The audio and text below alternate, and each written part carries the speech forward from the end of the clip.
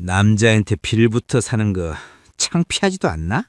당신이야말로 이 화려한 순간을 마음껏 즐겨요. 어쩌면 당신이 이렇게 주인공으로 서는 마지막 파티가 될지도 모르니까. 안녕하세요. 마음정거장입니다. 오늘 여러분께 들려드릴 이야기는 한순간에 모든 것을 잃은 한 여인이 절망의 끝에서 뜻밖의 제안을 받으며 시작되는 통쾌한 복수와 진정한 사랑에 관한 이야기입니다. 잠시 볼륨을 높여 이야기에 귀 기울여 주세요. 남편이 바람난 그날, 상간녀의 남편이 저를 찾아왔습니다. 제 재산이 1,000억입니다. 고개만 끄덕이면 내일 바로 혼인신고하죠. 저는 3초간 망설이다 그의 제안을 받아들였습니다.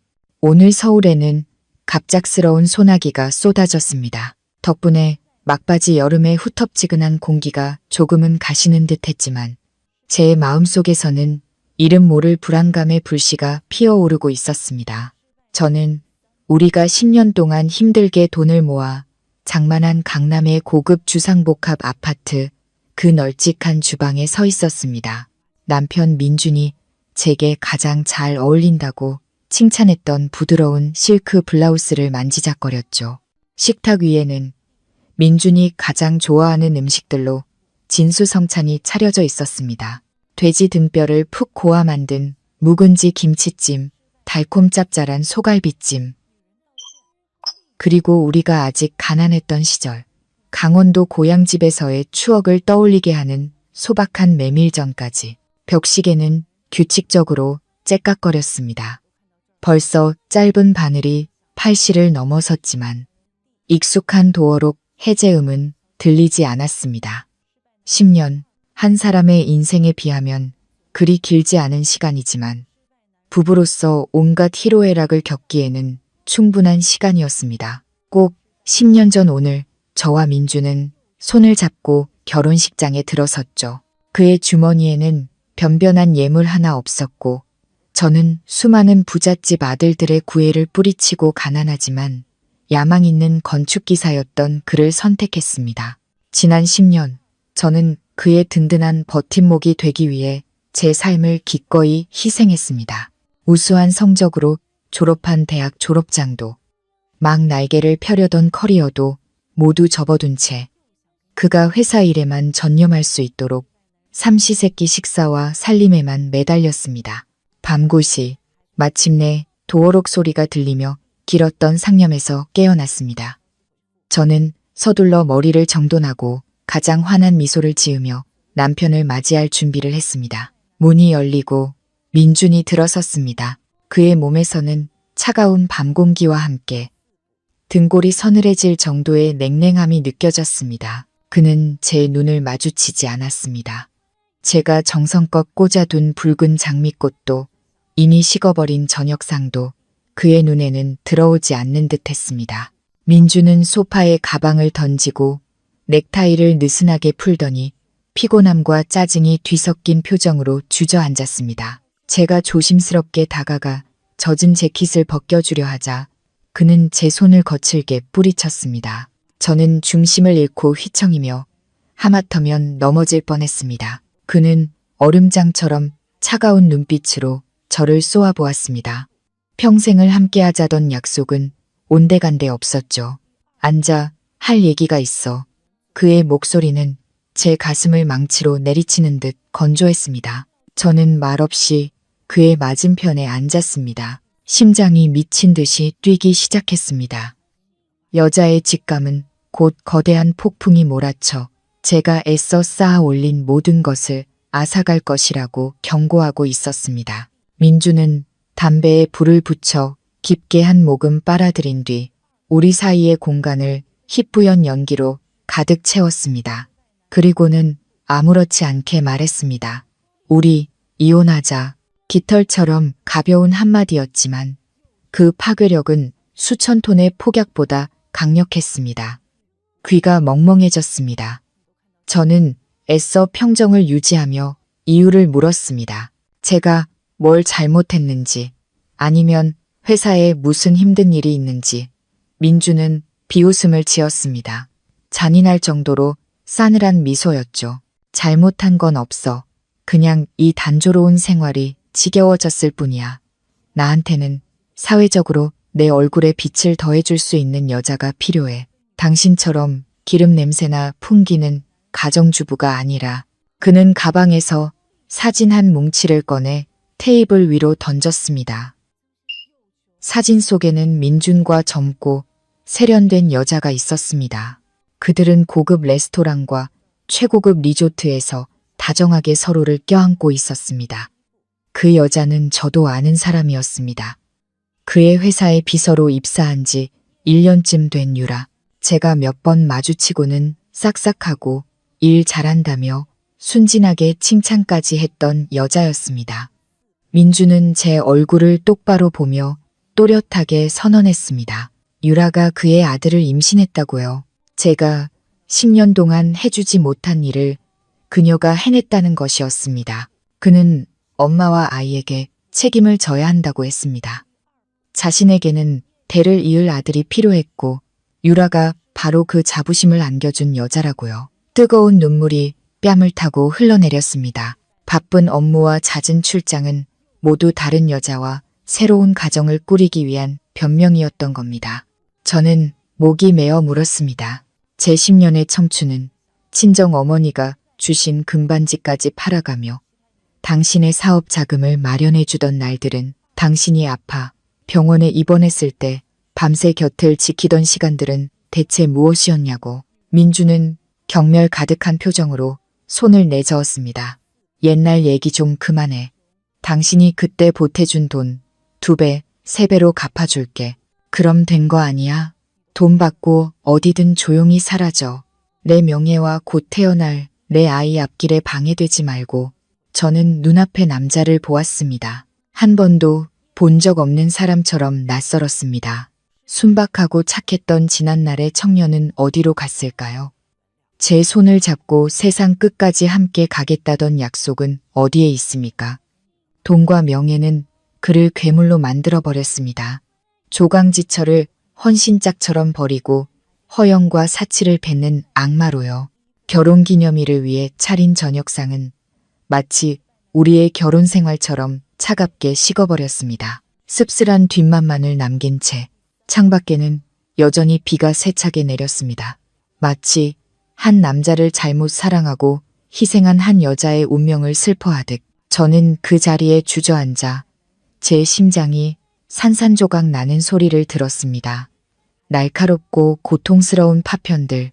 그날 밤은 제 인생에서 가장 긴 밤이었습니다.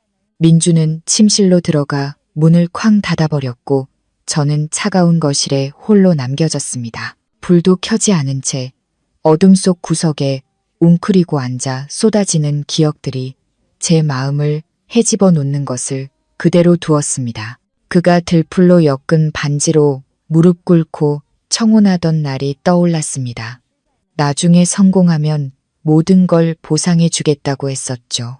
그 말은 바람처럼 흩어졌습니다. 그는 정말로 성공했지만 그가 제게 준 보상은 미리 작성된 이혼 서류와 뼛속까지 시린 독설뿐이었습니다. 다음 날 아침 희미한 햇살이 커튼 틈으로 스며들 때까지 저는 같은 자세로 앉아 있었습니다. 눈은 퉁퉁 붓고 충혈되어 있었죠. 민준이 방에서 나왔습니다. 말끔하게 차려입은 그의 몸에서는 비싼 향수 냄새가 진동했습니다.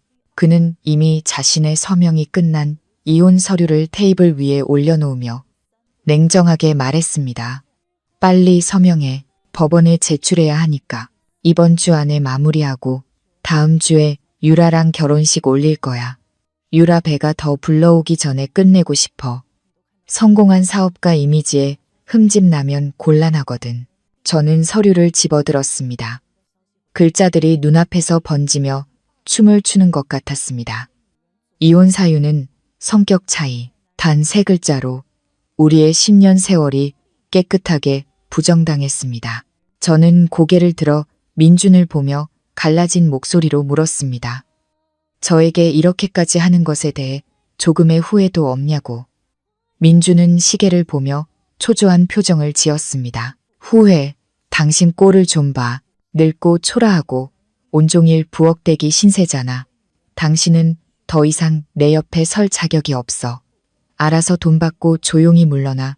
내가 험한 수단까지 쓰게 만들지 마. 그때 가서 원망해도 소용없어. 저는 웃었습니다. 쓰디쓴 냉소였죠. 그의 눈에 저는 그저 새롭고 화려한 물건으로 교체해야 할 낡은 소모품에 불과했던 겁니다. 저는 펜을 들었습니다. 손은 떨렸지만 마음은 이상할 정도로 고요해졌습니다. 아마 고통이 극에 달하면 사람은 무감각해지나 봅니다. 저는 서류에 제 이름을 적었습니다. 마치 모든 미련을 끊어내는 칼날처럼 단호한 필체였습니다. 서류를 민준 쪽으로 밀어주며 그의 눈을 똑바로 쳐다보고 말했습니다. 서명했어요.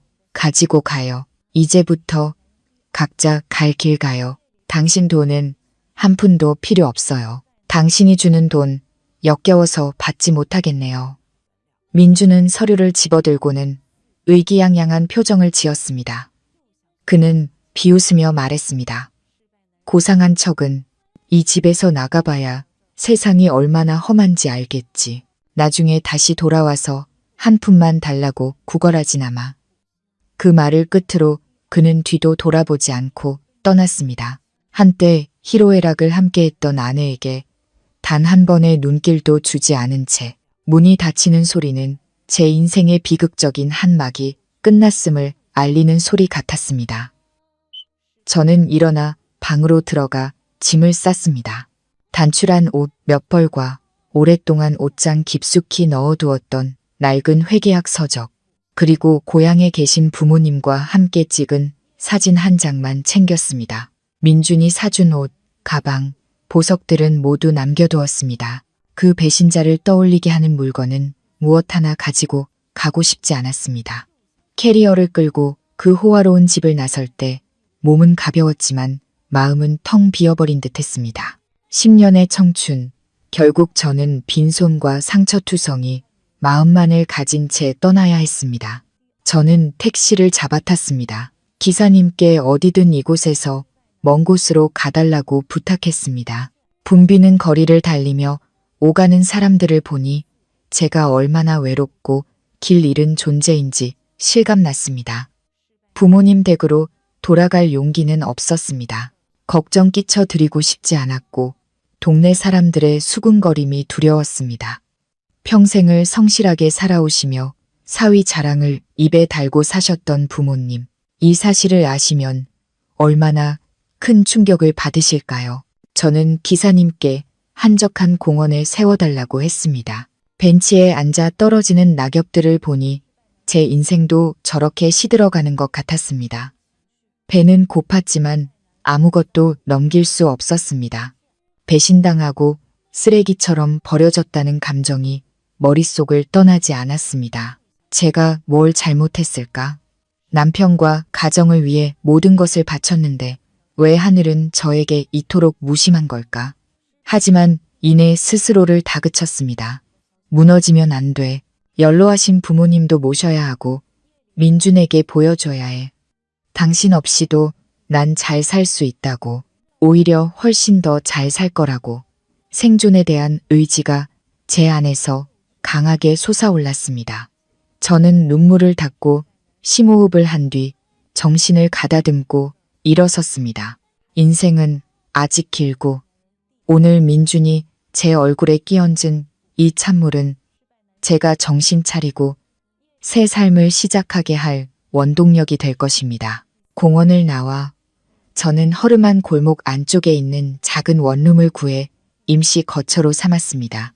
방금 나온 고급 아파트와는 비교도 안 되게 좁고 눅눅했지만 적어도 이곳에서는 거짓과 냉대를 마주하지 않아도 되니 마음이 편했습니다. 며칠 동안은 잔혹한 현실을 외면하려는 듯 잠만 잤습니다. 하지만 굶주림과 생계에 대한 걱정은 저를 밖으로 나서게 했습니다. 그날 오후 저는 마음속 울분을 조금이나마 씻어내줄 시원한 강바람이 부는 한강변 카페로 향했습니다. 구석진 자리에 앉아 따뜻한 라떼를 시키고 넘실거리는 강물을 바라보았습니다. 주변에는 행복하게 손을 잡고 있는 연인들 뿐이었습니다. 그들의 웃음소리는 아직 아물지 않은 제 상처를 바늘로 찌르는 듯 했습니다. 저는 고개를 숙여 한숨을 삼키며 앞으로 어떻게 살아가야 할지 막막해했습니다. 그때 키가 큰 한 남자가 다가와 자리가 없다며 합석을 요청했습니다. 저는 고개를 들어 거절하려다 그의 눈을 보고 순간 멈칫했습니다. 깊고 아득한 슬픔을 담고 있으면서도 굳건함과 침착함이 느껴지는 눈빛이었습니다. 그는 세련된 회색 정장을 입고 있었고 신사적인 풍채에서는 묘한 고독감이 풍겨 나왔습니다. 저는 고개를 끄덕이며 옆으로 자리를 비켜주었습니다. 남자는 설탕 없는 블랙커피를 주문했습니다. 그는 오랫동안 말없이 강물만 바라보았습니다. 그 역시 무거운 상념에 잠겨 있는 듯 했습니다. 그러다 문득 그가 저를 보며 나지막한 목소리로 물었습니다. 혹시 만한건설 민준 대표님 아내 서연 씨 아니십니까? 저는 깜짝 놀랐습니다. 처음 보는 사람이 어떻게 제 이름과 전 남편의 이름까지 알고 있는 걸까요? 저는 경계심을 품고 되물었습니다. 누구신데 저에 대해 그렇게 잘 아시냐고. 그는 슬프지만 진심 어린 미소를 지었습니다. 자신의 이름은 지훈이라고 소개했죠. 그는 제가 마음을 진정시킬 시간을 주려는 듯 잠시 말을 멈췄다가 저를 경악하게 할 한마디를 덧붙였습니다. 저는 유라의 남편입니다. 당신 남편의 아이를 임신한 여자 말입니다. 제 손에 들려있던 커피 스푼이 접시 위로 떨어지며 날카로운 소리를 냈습니다. 저는 믿을 수 없다는 듯 그를 멍하니 쳐다보았습니다. 세상이 어쩌면 이렇게 좁을 수 있을까요? 배신당한 두 사람이 이렇게 기막힌 상황에서 우연히 마주치다니. 지훈 씨는 태연하게 스푼을 주어 제 접시 위에 다시 놓아주었습니다. 그는 이 사실을 오래전부터 알고 있었지만 증거를 수집하기 위해 침묵했다고 했습니다. 그 역시 저처럼 아내와 아내의 내연남에게 속고 있었습니다. 그들은 단순한 불륜 관계가 아니라 지훈 씨의 회사 자금을 빼돌려 민준의 회사로 옮기려는 음모까지 꾸미고 있었습니다. 그는 놀라울 정도로 침착한 목소리로 말했습니다. 질투나 분노, 미친 듯한 증오심은 전혀 느껴지지 않았습니다. 오직 마음 깊은 곳에 억눌린 실망과 고통만이 엿보일 뿐이었죠. 저는 지훈 씨를 보며 깊은 동질감을 느꼈습니다. 낯선 두 사람이 같은 아픔을 공유하고 가장 사랑했던 사람에게 등 뒤에서 칼을 맞은 채 이 시끄러운 도시 한복판에서 마주 앉아 있었습니다. 지훈 씨는 자신의 결혼 생활에 대해 이야기해 주었습니다. 그 역시 유라를 끔찍이 사랑하고 아꼈고 여왕처럼 떠받들었지만 돌아온 것은 뻔뻔한 배신뿐이었다고 했습니다. 그는 한탄하거나 동정을 구하기 위해 저를 찾아온 것이 아니라고 했습니다. 그는 제가 한때 민준이 맨손으로 사업을 일구는데 큰 도움을 주었던 유능한 회계사였다는 사실을 알고 있었습니다. 지훈 씨는 제 눈을 똑바로 바라보았습니다. 그의 눈빛에는 확신과 신뢰가 담겨 있었죠. 그는 제 도움이 필요하며 자신 역시 제가 잃어버린 것들을 되찾는데 도움을 줄 수 있다고 말했습니다. 그 저열한 남자를 되찾는 것이 아니라 제 명예와 공정함을 되찾는 것이라고요. 그는 민준과 유라가 시장을 독점하고 자신의 회사를 무너뜨리기 위한 거대한 계획을 세우고 있다고 했습니다. 우리가 행동하지 않으면 그들은 목적을 달성하고 계속해서 다른 사람들을 짓밟을 거라고요. 저는 말없이 앉아 지훈 씨의 말을 곱씹었습니다. 오랫동안 억눌려왔던 분노가 터져나오는 것 같았습니다. 복수심에 불타는 사람은 아니지만 다른 사람이 계속해서 저를 짓밟도록 내버려 둘 만큼 성인 군자도 아니었습니다. 민주는 제 10년의 청춘과 삶에 대한 믿음과 사랑을 앗아갔습니다. 그는 자신의 탐욕과 잔인함에 대한 대가를 치러야만 합니다. 지훈 씨는 가방에서 명함 한 장을 꺼내 테이블 위에 놓았습니다. 충분히 생각해 보세요. 인생을 바꾸고 싶다면, 당당하게 일어서고 싶다면 저에게 연락 주세요. 그는 강요하지 않았습니다. 하지만 저처럼 똑똑하고 강단 있는 여자가 이대로 운명에 굴복하지는 않을 것이라 믿는다고 했습니다. 그 말을 남기고 지훈 씨는 일어섰습니다. 우리 두 사람의 음료값을 계산하고는 조용히 자리를 떴죠. 한강변 길 위로 길게 드리워진 그의 뒷모습은 고독하지만 산처럼 굳건해 보였습니다. 저는 손에 쥔 명함을 내려다보며 인파 속으로 사라지는 그의 뒷모습을 가졌습니다. 제 마음속에 강렬한 생각이 피어올랐습니다. 어쩌면 이것이 하늘이 제게 준 기회일지도 모릅니다. 낡은 문이 굳게 닫힌 후 새로운 문이 열리고 있는 것인지도 저는 깊은 숨을 들이마셨습니다. 입안에 커피는 썼지만 뒷맛은 달콤했습니다. 마치 우리네 인생처럼요. 온갖 쓴맛을 다 봐야 비로소 행복의 가치를 알게 되는 법이죠. 저는 명함을 꽉 쥐었습니다. 대담한 결심이 제 머릿속에서 구체화되기 시작했습니다. 가시밭길이지만 희망으로 가득 찬 새로운 여정의 시작이었습니다. 한강변에서의 운명적인 만남 후 3일이 지났지만 저는 여전히 지훈 씨에게 연락할 용기를 내지 못했습니다. 그의 명함은 제 손 안에서 이미 모서리가 닳아버렸죠. 제가 머무는 작은 원룸은 해질녘이면 숨이 막힐 듯 답답해졌습니다. 옆방 신혼부부의 싸우는 소리, 보채는 아이의 울음소리는 제 외로움을 더욱 사무치게 했습니다. 낡은 대나무 돗자리에 누워 얼룩진 천장을 바라보며 스스로에게 물었습니다. 새로운 싸움에 뛰어들 용기가 있을까? 아니면 이대로 모든 것을 포기하고 세상이 흘러가는 대로 몸을 맡길까?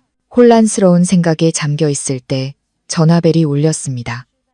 모르는 번호였지만 이상하게도 익숙한 느낌이 들었죠. 잠시 망설이다 통화 버튼을 눌렀습니다. 수화기 너머로 지훈 씨의 나지막하고 침착한 목소리가 들려왔습니다.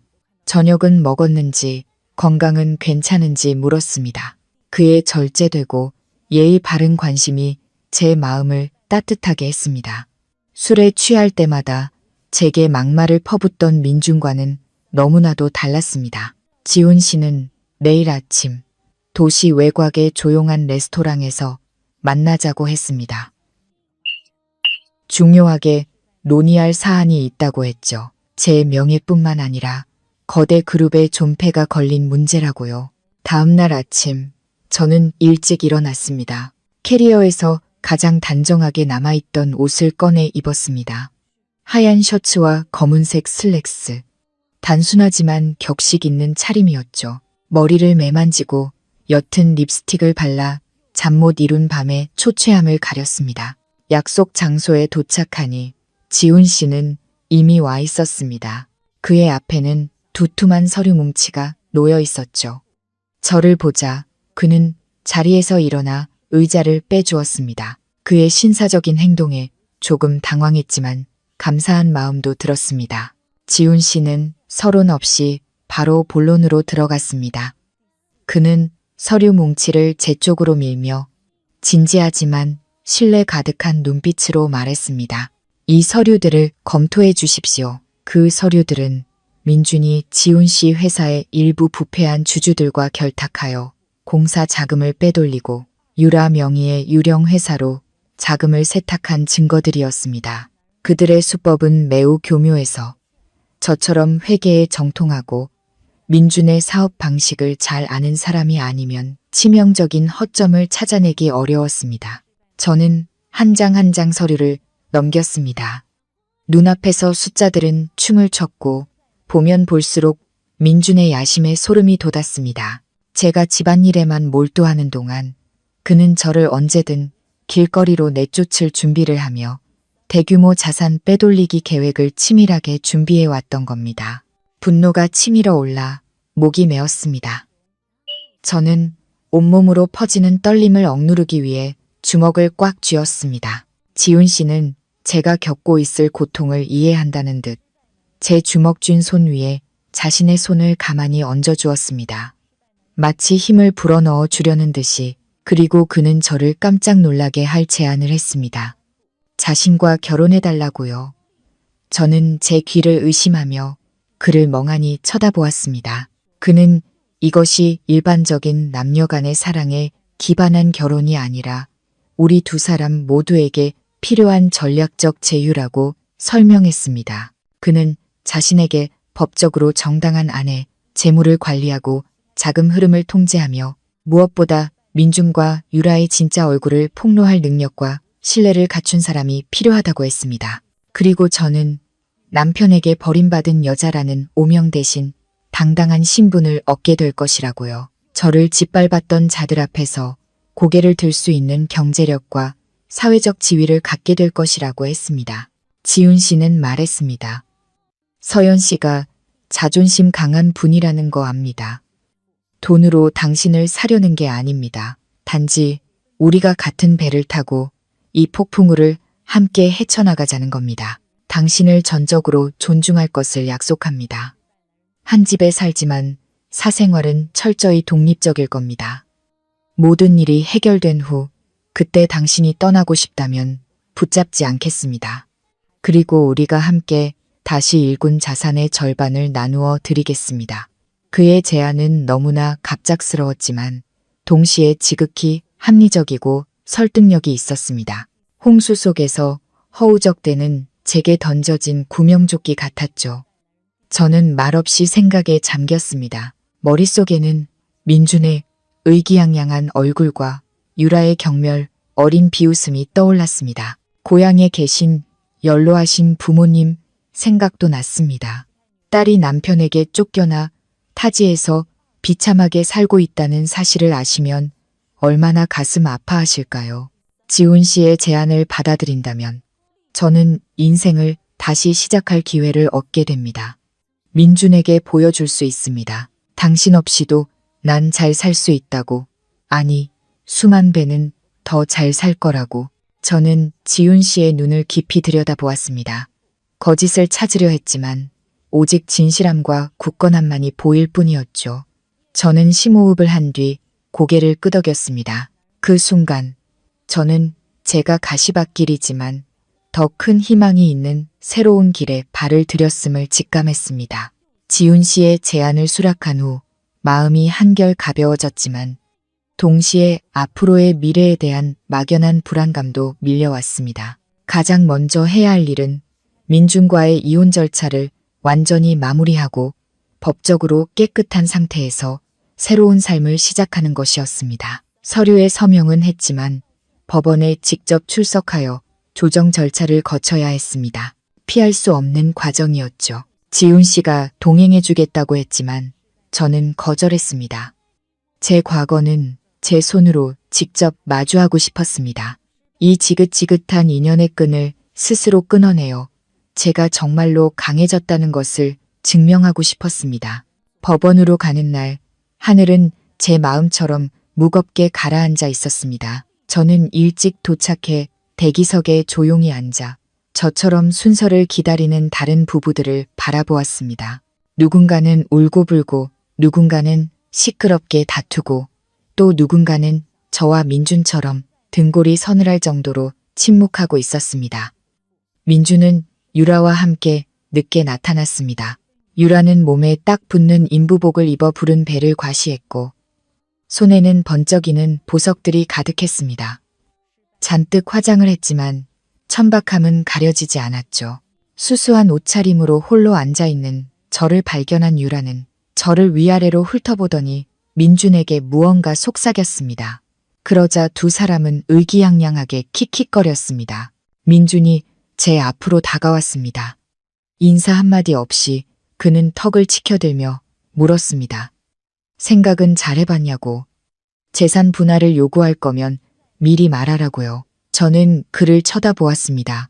10년간 한 이불을 덮고 잤던 이 남자가 어쩌면 이렇게까지 낯설고 잔인해질 수 있을까요? 저는 차분하게 대답했습니다. 당신 돈은 한 푼도 필요 없어요. 조정 불성립 확인서에 빨리 서명이나 해서 법원이 이혼 판결을 서두르게 해줘요. 당신과의 관계 하루라도 빨리 끝내고 싶으니까. 민주는 저의 단호한 태도에 놀란 듯 했습니다. 그는 의심스러운 눈초리로 저를 쏘아보며 물었습니다. 혹시 더 좋은 남자를 만나서 이렇게 서두르는 거냐고. 옆에 서 있던 유라가 끼어들었습니다. 언니 같은 중고를 누가 데려가겠어요. 아마 시골 부모님 댁에 가서 농사나 지으려고 서두르는 거겠죠. 저는 그런 저급한 인간을 상대할 가치도 느끼지 못했습니다. 자리에서 일어나 민준의 눈을 똑바로 쳐다보며 또박또박 말했습니다. 내 인생이 행복하든 불행하든 당신이 신경 쓸 일 아니에요. 당신이야말로 그 대표 자리랑 귀한 아내 잘 지켜요. 인과응보라는 말 누구에게나 해당되니까 자식에게 부끄럽지 않게 사세요. 그 말을 남기고 저는 법원 사무실로 들어섰습니다. 복도에 멍하니 서 있는 민준과 유라를 뒤로 한 채 절차는 순조롭게 진행되었습니다. 양측 모두 이혼에 동의했고 재산이나 자녀에 대한 분쟁도 없었기 때문이죠. 확인서를 손에 들고 법원 문을 나섰습니다. 비에 젖은 공기를 가슴 깊이 들이마시니 이상하게도 상쾌하게 느껴졌습니다. 이걸로 끝. 10년의 청춘, 10년의 부부의 연이 이제 얇은 A사 용지 한 장으로 정리되었습니다. 울지 않았습니다. 제 눈물은 그 운명의 밤에 이미 다 말라버렸으니까요. 이제 제 마음속에는 강철 같은 결심만이 남아 있었습니다. 원룸으로 돌아가 남은 짐을 챙겼습니다. 텅 빈 방을 마지막으로 둘러보며 짧았지만 제게 자신과 인생을 돌아볼 시간을 준 이곳에 조용히 감사 인사를 했습니다. 캐리어를 끌고 골목을 나서자 지훈 씨가 고급스러운 검은색 세단과 함께 저를 기다리고 있었습니다. 그가 차에서 내려 제게 문을 열어주었습니다. 그의 다정한 행동에 동네 아주머니들이 호기심 어린 눈으로 훔쳐보았습니다. 저는 그분들께 가볍게 미소로 인사하고 차에 올랐습니다. 끈질긴 시선과 수군거림을 뒤로 한 채 차는 가난한 동네를 벗어나 아픈 과거를 뒤로하고 새로운 미래를 향해 달리기 시작했습니다. 차창 밖으로 스쳐 지나가는 푸른 가로수들을 보며 제 마음은 이상하리만치 평온해졌습니다. 앞으로의 길이 순탄치만은 않을 것을 압니다. 민준과 유라의 더 많은 계략에 맞서야 할 것입니다. 하지만 더 이상 두렵지 않았습니다. 제 곁에는 이제 든든한 동반자가 있으니까요. 운전 중인 지훈 씨의 옆모습을 바라보았습니다. 그의 얼굴에서는 굳은 의지가 느껴졌습니다. 저는 마음속으로 다짐했습니다. 그를 실망시키지 않겠다고, 제 모든 능력을 다해 그를 돕고 저 자신의 공정함을 되찾겠다고. 다음 날 아침 8시 정각, 저와 지훈 씨는 구청에 도착해 혼인신고를 했습니다. 꽃다발도 결혼 반지도 양가 친척들의 떠들썩한 축하도 없었습니다. 오직 상처투성이 마음을 가진 두 사람이 자신의 인생을 서로에게 묻는 서류에 서명하고 있을 뿐이었죠. 담당 공무원은 저희를 의아한 눈으로 쳐다보았습니다. 아마 결혼하는 부부가 기쁨의 기색 하나 없이 마치 중요한 사업 계약을 체결하는 것처럼 진지하고 엄숙했기 때문이겠죠. 혼인관계 증명서를 손에 드니 그 무게가 천근만근처럼 느껴졌습니다. 이제 이 순간부터 저는 법적으로 지훈 씨의 아내가 되었습니다. 더 이상 민준의 전처 서연이 아니라 거대 그룹의 안주인, 꿈에서도 감히 상상하지 못했던 신분이었습니다. 지훈 씨가 저를 돌아보며 부드러운 눈빛으로 나지막이 말했습니다. 날 믿어줘서 고마워요. 이제부터 우린 한 가족이니 누구도 당신을 함부로 대하게 두지 않겠어요. 그의 약속은 소박했지만 제 마음을 그 어느 때보다 든든하게 해주었습니다. 구청을 나와 지훈 씨는 강변 신도시에 있는 그의 저택으로 저를 데려갔습니다. 유럽풍의 현대적인 건축 양식으로 지어진 웅장한 저택은 어딘지 모르게 차갑고 쓸쓸해 보였습니다. 여인의 손길이 닿지 않은 온기 없는 공간이었죠. 넓은 정원은 잡초가 무성했고 화단의 장미들은 돌보는 이 없어 시들어 있었습니다. 마치 이 집 주인의 마음처럼 지훈 씨가 말했습니다. 이제부터 여기가 당신 집이에요. 편하게 지내요. 2층에 당신을 위한 방을 따로 마련해뒀어요. 편히 쉬고 일할 수 있도록 모든 걸 갖춰놨으니 집 안으로 들어서자 화려한 인테리어에 압도당했습니다. 눈부신 크리스털 샹들리에 정교하게 조각된 최고급 가구, 벽에 걸린 거대한 유화까지 모든 것이 부와 권력을 상징하는 듯했습니다. 하지만 저는 그 속에서 작은 장식품, 신선한 꽃, 따뜻한 가족사진 같은 것들이 없다는 것을 알아차렸습니다. 지훈 씨는 저를 방으로 안내했습니다. 흰색 톤의 넓은 방에는 강이 내다보이는 큰 창이 있었습니다. 그는 말했습니다. 푹 쉬어요. 오후에는 옷이랑 필요한 물건들을 사러 갑시다. 내일부터 회사로 출근해야 해요. 진짜 싸움은 이제부터 시작이니까. 새로운 남편의 집에서의 첫날 밤. 저는 좀처럼 잠을 이룰 수 없었습니다. 침대는 푹신하고 이불에서는 좋은 향기가 났지만 마음은 텅 빈 듯 공허했습니다. 어젯밤에 자꾸 초라했던 원룸이 떠올랐고 혼자 먹던 소박한 밥상, 그리고 더 멀리는 민준과 함께 눈물로 지새우던 식사 시간들이 생각났습니다.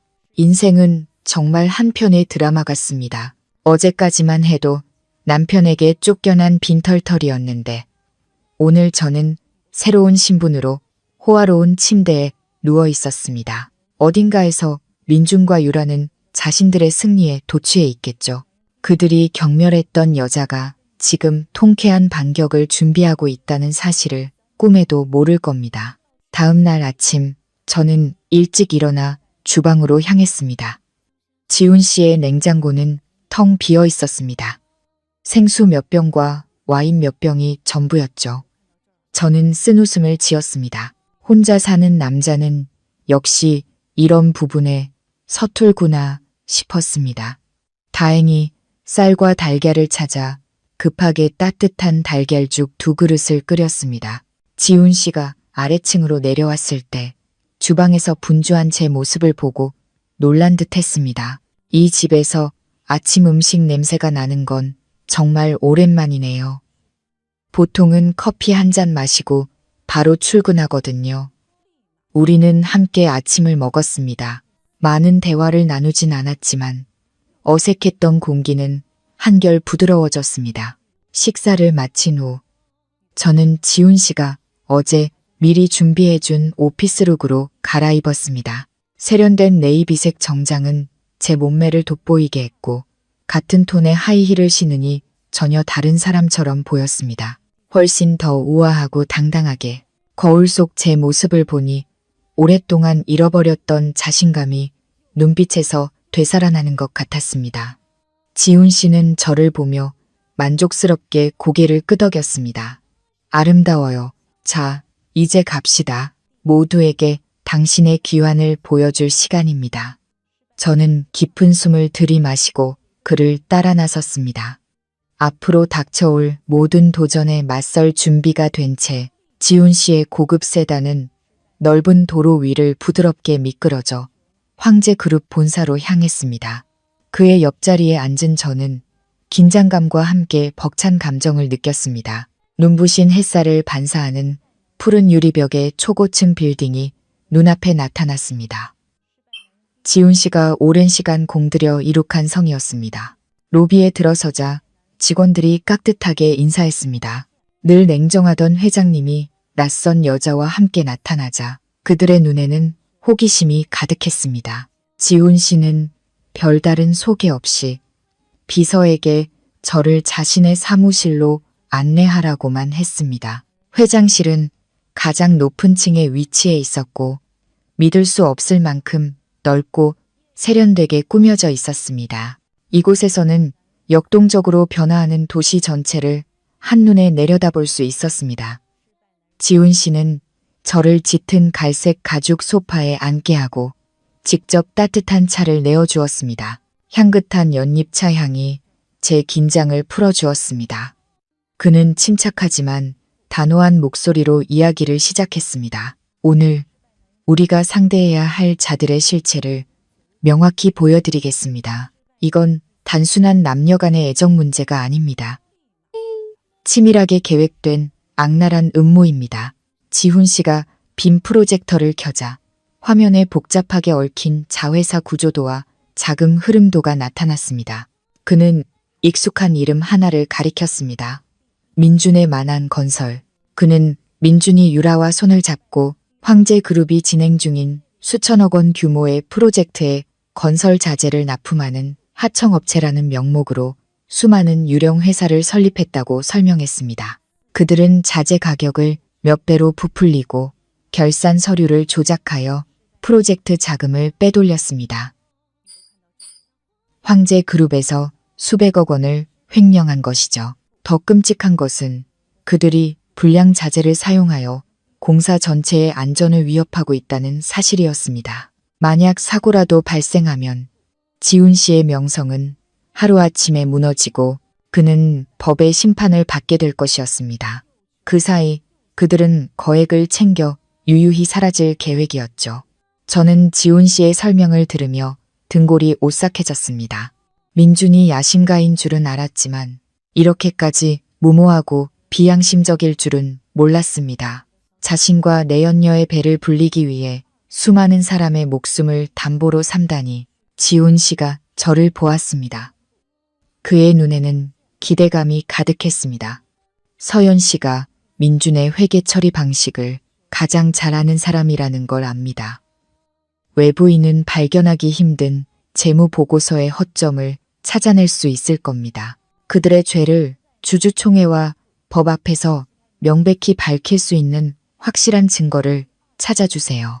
그래야만 이 끔찍한 재앙을 막을 수 있습니다. 저는 화면의 숫자들을 보았습니다. 제 안에 직업의식이 다시 깨어나는 것을 느꼈습니다. 저는 지훈 씨에게 입찰 관련 서류와 세금 계산서를 더 자세히 보여달라고 요청했습니다. 보면 볼수록 민준이 사용한 교묘한 수법들이 뚜렷하게 보였습니다. 위조된 직인, 가짜 서명, 불투명하게 처리된 접대비와 선물 비용. 저는 지훈 씨에게 의심스러운 부분들을 짚어주고 그가 어떻게 회사 돈을 개인 자금으로 둔갑시켰는지 분석해 주었습니다. 지훈 씨는 연신 고개를 끄덕였고 그의 눈은 감탄으로 빛났습니다. 이렇게까지 날카로울 줄은 몰랐습니다. 정말 제대로 된 사람을 찾았군요. 민준과 유라의 진실은 단순한 사랑의 배신을 넘어 사업에서의 잔인함까지 포함하고 있었습니다. 저는 그들이 진심으로 역겨웠습니다. 끝없는 탐욕 때문에 도덕과 법을 짓밟는 인간들. 저는 지훈 씨를 돌아보았습니다. 그의 이마에는 땀방울이 맺혀 있었습니다. 그가 짊어진 압박감이 얼마나 클지 짐작할 수 있었죠. 저는 조용히 말했습니다. 걱정 마세요. 제가 최선을 다해 돕겠습니다. 악이 승리하도록 내버려 두지 않을 겁니다. 제 말은 저 배신자들에게 보내는 선전포고와도 같았습니다. 지훈 씨가 미소를 지었습니다. 그의 지친 얼굴에 드물게 피어난 안도감 어린 미소였죠. 그는 제 손을 잡았습니다. 따뜻하고 굳건한 그의 손은 앞으로의 가시밭길에 대한 믿음을 더해 주었습니다. 그 후 며칠 동안 저는 회장 직속, 수석 보좌관이라는 직함으로 그룹에서 공식적으로 업무를 시작했습니다. 직원들의 불필요한 의심을 피하기 위해 지훈 씨는 저를 회계 시스템 재구축을 위해 초빙한 재무 전문가라고 소개했습니다. 저는 지훈 씨의 사무실 바로 옆에 위치한 개인 사무실을 배정받았습니다.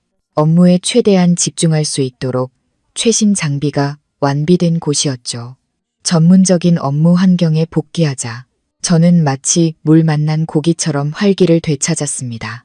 지난 10년간 부엌 한 구석에 묻어두었던 젊은 날의 열정과 에너지가 되살아났습니다. 저는 스타일을 완전히 바꿨습니다. 펑퍼짐한 실내복 대신 세련된 정장을 입었고 긴 머리는 단정하게 올려 묶었습니다. 가벼운 화장을 한 얼굴에서는 세상의 풍파를 겪은 여인의 성숙함과 날카로움이 묻어났습니다. 저는 자신감 넘치는 태도로 회사를 활보했고 빠르고 정확하게 업무를 처리하여 모두의 인정을 받았습니다.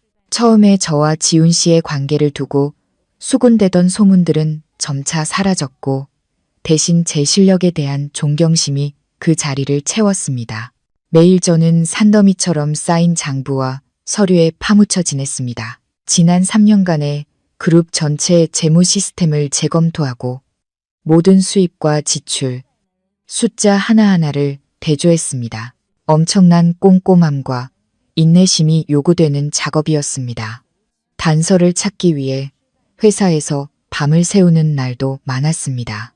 지훈 씨는 과로하는 저를 안타까워하며 종종 야식을 가져다 주고 휴식을 취하라며 걱정해 주었습니다. 그의 조용한 배려는 제 마음을 따뜻하게 했고 피로와 외로움을 잊게 해주었습니다. 저는 서류 검토에만 머무르지 않고 직접 공사 현장으로 나가 실태를 파악했습니다. 안전모를 쓰고 장화를 신은 채 진흙탕을 걸으며 엔지니어들과 인부들에게 자재 출처와 공사 진행 상황에 대해 물었습니다. 이러한 현장 조사를 통해 서류상으로는 절대 드러나지 않는 심각한 비리들을 발견할 수 있었습니다. 예를 들어 하청업체가 고강도 철근을 일반 철근으로 대체하거나 콘크리트 배합 과정에서 시멘트 양을 줄이는 등의 문제들이었죠. 이 모든 귀중한 정보들은 민준과 그의 공범들의 죄를 입증할 결정적인 증거로서 제 수첩에 꼼꼼히 기록되었습니다. 어느 날 자재 창고를 불시에 점검하러 갔다가 우연히 민준과 마주쳤습니다. 그는 부하 직원들에게 물건을 옮기라며 거만하게 지시하고 있었습니다. 제가 리더의 풍채를 풍기며 들어서자 민준은 순간 얼어붙었습니다. 그는 자신의 눈을 믿을 수 없다는 표정이었습니다. 촌스럽고 초라했던 아내가 이제는 눈부신 아름다움과 권위를 가진 모습으로 자신의 앞에 서 있었으니까요. 그는 제게 다가와 비꼬는 투로 말했습니다. 연기 한번 잘하네. 남자 치마폭에 쌓여 그 자리까지 올라가려면 꽤 많은 걸 바쳤나 보지? 저는 흔들림 없이 그의 눈을 똑바로 쳐다보았습니다. 착각하지 마. 난 누구에게도 의지하지 않고 내 두 발과 머리로 이 자리에 섰어. 당신이야말로 얼마 남지 않은 자유나 실컷 즐기시지. 하늘의 그물은 넓고 성기지만 결코 놓치는 법이 없다고 했어. 당신이 저지른 짓들, 곧 대가를 치르게 될 거야. 그 말을 남기고 저는 돌아섰습니다. 분노로 얼굴이 붉어진 채 멍하니 서 있는 민준을 뒤로하고 통쾌했습니다. 수년 만에 처음으로 저는 그의 앞에서 고개를 들 수 있었습니다. 더 이상 그의 경멸을 감내하는 약자가 아니었습니다. 저는 진짜 제 모습으로 그 어느 때보다 강하고 당당하게 돌아왔습니다. 한 달간의 쉼없는 노력 끝에 저는 마침내 민준과 유라의 모든 비리를 폭로하는 특별 재무 보고서를 완성했습니다. 두툼한 서류 뭉치를 손에 들자 마치 엄청난 파괴력을 지닌 시한폭탄을 든 기분이었습니다. 건조한 숫자들은 살아 숨쉬며 그들의 탐욕과 사기, 횡령죄를 명백하고 날카롭게 고발하고 있었습니다.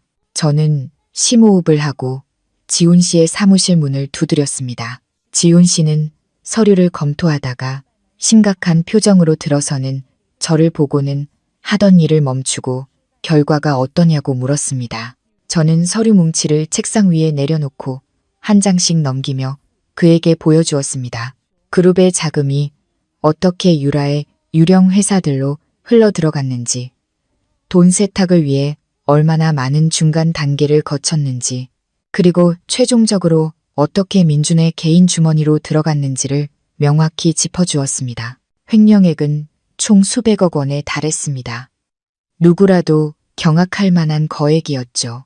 저는 제가 공들여 수집한 위조된 회계 기록과 증빙 서류 하나하나를 상세히 설명했습니다. 심지어 민준의 신복들이 한밤중에 불량 자재를 실은 트럭을 공사장으로 몰래 들여오는 장면을 촬영한 사진과 영상까지 증거로 제시했습니다.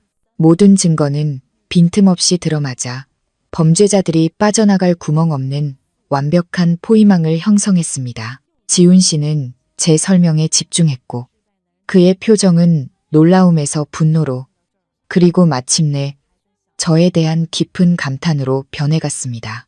그는 서류 뭉치를 집어들었습니다. 그의 손이 감동으로 미세하게 떨리고 있었죠. 정말 대단해요. 그룹의 전체 감사팀도 해내지 못한 일을 서연 씨가 해냈어요. 이 증거들이라면 민준과 유라를 법정에 세워 죗값을 치르게 하고 손해배상을 받아낼 수 있습니다. 그는 깊은 감사의 눈빛으로 저를 바라보았습니다. 서연 씨에게 너무 큰 빚을 졌습니다. 이 은혜를 어떻게 갚아야 할지 모르겠네요. 저는 미소 지으며 고개를 저었습니다. 그런 말씀 마세요. 우린 부부이자 파트너잖아요. 당신을 돕는 것이 곧 저의 정의를 되찾는 일인걸요. 하지만 저는 지훈 씨에게 신중하게 행동해야 한다고 경고했습니다. 민주는 교활한 자입니다. 그는 분명 퇴로를 마련해뒀을 것이고 궁지에 몰리면 무슨 짓을 할지 모릅니다. 우리는 그가 손쓸 틈도 없이 결정적인 한 방을 날릴 최적의 타이밍을 선택해야 합니다. 지훈 씨는 고개를 끄덕였습니다. 그는 다음 주에 임시 주주총회를 소집하고 수사기관에도 협조를 요청하겠다고 했습니다. 그날이 바로 민준과 유라가 애써 쌓아 올린 허상의 제국이 무너지는 날이 될 것이었습니다. 그날 저녁, 지훈 씨는 첫 승리를 자축하기 위해 저녁 식사에 저를 초대했습니다. 우리는 강변의 조용한 레스토랑을 택했습니다. 시원한 강바람이 불어왔죠. 두 사람은 레드 와인잔을 부딪혔습니다. 흔들리는 촛불이 우리 두 사람의 환한 얼굴을 비추었습니다. 처음으로 지훈 씨가 그렇게 많이 웃는 것을 보았습니다. 그의 미소에는 더 이상 슬픔의 그늘이 없었고 희망과 믿음으로 가득 차 있었습니다. 우리는 미래에 대한 계획과 앞으로 다가올 좋은 날들에 대해 이야기했습니다. 저는 두 영혼 사이의 유대감이 점점 더 단단해지고 있음을 느꼈습니다. 단순히 서류상의 부부가 아니라 서로를 깊이 이해하고 존중하는 인생의 동반자로서 살아있는 숫자들은 제 인생의 새로운 장을 열어주었습니다.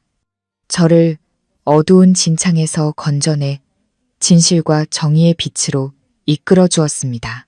우리가 조용히 결정적인 한 방을 준비하고 있을 때 민준과 유라가 뜻밖의 소식을 전해왔습니다. 화려한 금박 청첩장 한 통이 지훈 씨 사무실로 직접 배달되었습니다. 수신인 안에는 지훈 회장님과 서연 사모님이라고 적혀 있었죠. 청첩장을 손에 든 저는 그들의 뻔뻔함과 오만함의 실소를 금할 수 없었습니다. 그들이 우리를 결혼식에 초대한 것은 어떤 의리 때문이 아니라 자신들의 힘을 과시하고 온 세상에 보여주기 위함이었습니다. 자신들은 명예와 행복의 정점에 있고 우리는 불쌍한 패배자에 불과하다는 것을. 지훈 씨가 제 의견을 물었습니다. 어떻게 할까요? 가고 싶어요. 아니면 사람을 시켜 선물만 보낼까요? 저는 잠시 생각한 뒤 단호하게 대답했습니다. 가야죠. 그리고 아주 당당하게 가야 해요. 우리가 잘못한 것도 없는데 왜 피해야 하죠?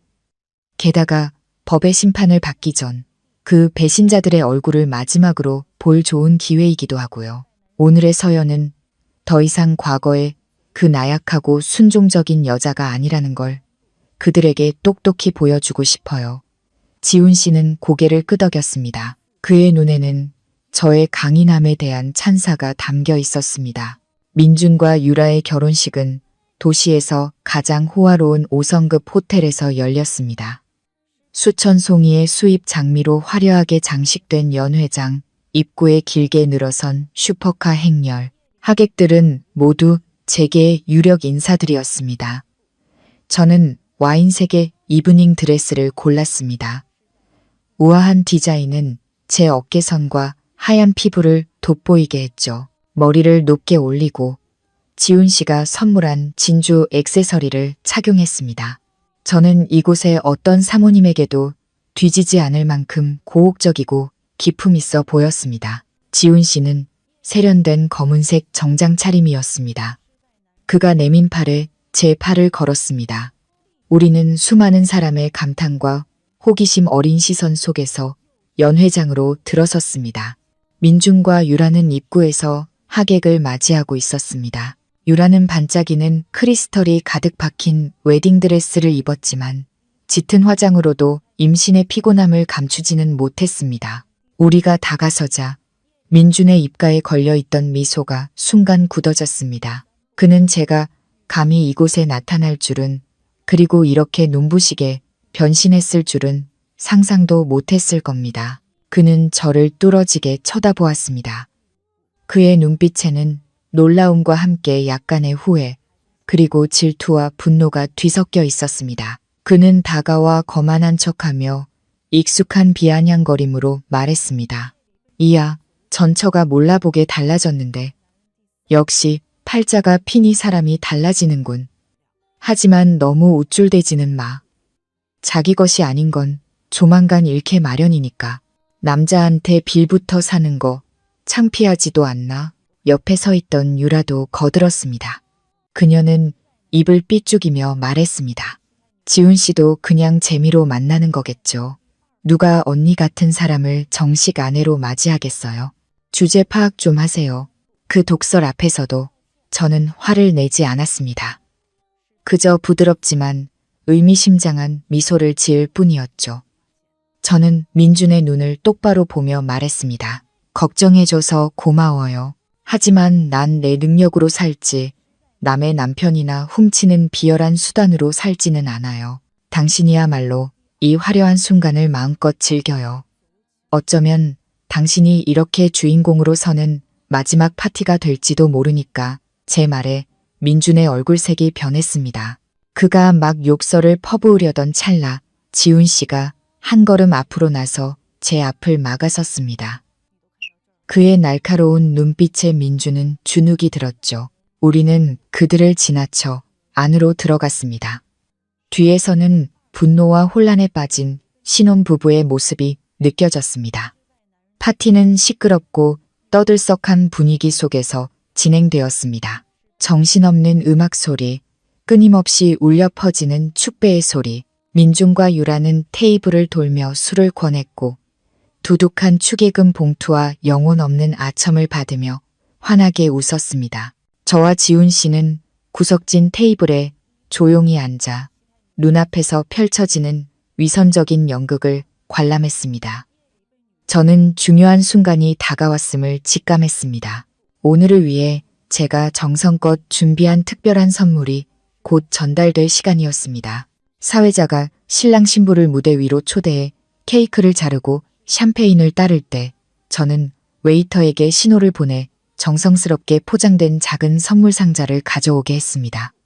웨이터는 무대로 다가가 민준에게 상자를 건네며 말했습니다. 오랜 친구분께서 보내신 특별한 선물입니다. 모든 하객분들과 기쁨을 나누기 위해 지금 바로 열어보시길 부탁하셨습니다. 민준은 중요한 거래처에서 보낸 값비싼 선물일 거라 생각하며 의기양양하게 상자를 받았습니다. 그는 수백 명의 하객들이 지켜보는 앞에서 신나게 포장지를 뜯고 상자를 열었습니다. 하지만 상자 안의 물건을 본 순간 그의 얼굴에서 미소가 순식간에 사라졌습니다. 그 안에는 금은보화나 슈퍼카 열쇠가 아닌 얇은 서류 뭉치가 들어 있었습니다. 그는 떨리는 손으로 서류를 집어들고 읽기 시작했습니다. 그의 얼굴은 붉은색에서 새하얗게 질려갔고 식은땀이 비오듯 쏟아졌습니다. 그것은 바로 그의 불법 자금 이체 내역이 상세히 기록된 은행 거래 내역서 사본이었습니다. 그리고 그와 함께 제가 지훈 씨의 인맥을 통해 미리 입수한 자산 동결 통지서가 들어 있었죠. 옆에 서 있던 유라도 남편의 얼굴이 굳어지자 궁금한 듯 서류를 들여다보았습니다. 숫자와 자산 동결이라는 글자를 보자마자 그녀는 거의 실신할 뻔했습니다. 손에 힘이 풀려 와인잔을 바닥에 떨어뜨렸고 잔은 산산조각 났습니다. 날카로운 파열음에 연 회장은 순식간에 조용해졌습니다. 사람들은 수군거리며 무대 위를 가리켰습니다. 무슨 일이 벌어지고 있는지 아무도 이해하지 못했죠. 민준은 애써 평정을 되찾으려 했습니다. 그는 손안의 서류를 구겨버리고 억지 미소를 지으며 마이크에 대고 말했습니다. 누군가의 짓궂은 장난인 것 같습니다. 양해해 주시고 계속해서 파티를 즐겨주시기 바랍니다. 하지만 그의 눈은 불안하게 연회장을 훑었고 저의 차갑고 평온한 눈빛과 마주쳤을 때 그는 모든 것을 깨달았습니다. 자신의 끝이 왔다는 것을, 조금 전 저의 경고가 빈말이 아니었다는 것을, 극심한 공포가 그의 얼굴에 역력히 드러났습니다. 그는 더 이상 행복한 신랑 연기를 할 수 없었습니다. 그는 황급히 유라의 손을 끌고 무대 뒤로 사라졌습니다. 어리둥절한 하객들과 중단된 파티를 남겨둔 채 저는 그들의 허둥대는 뒷모습을 보며 통쾌함보다는 연민을 느꼈습니다.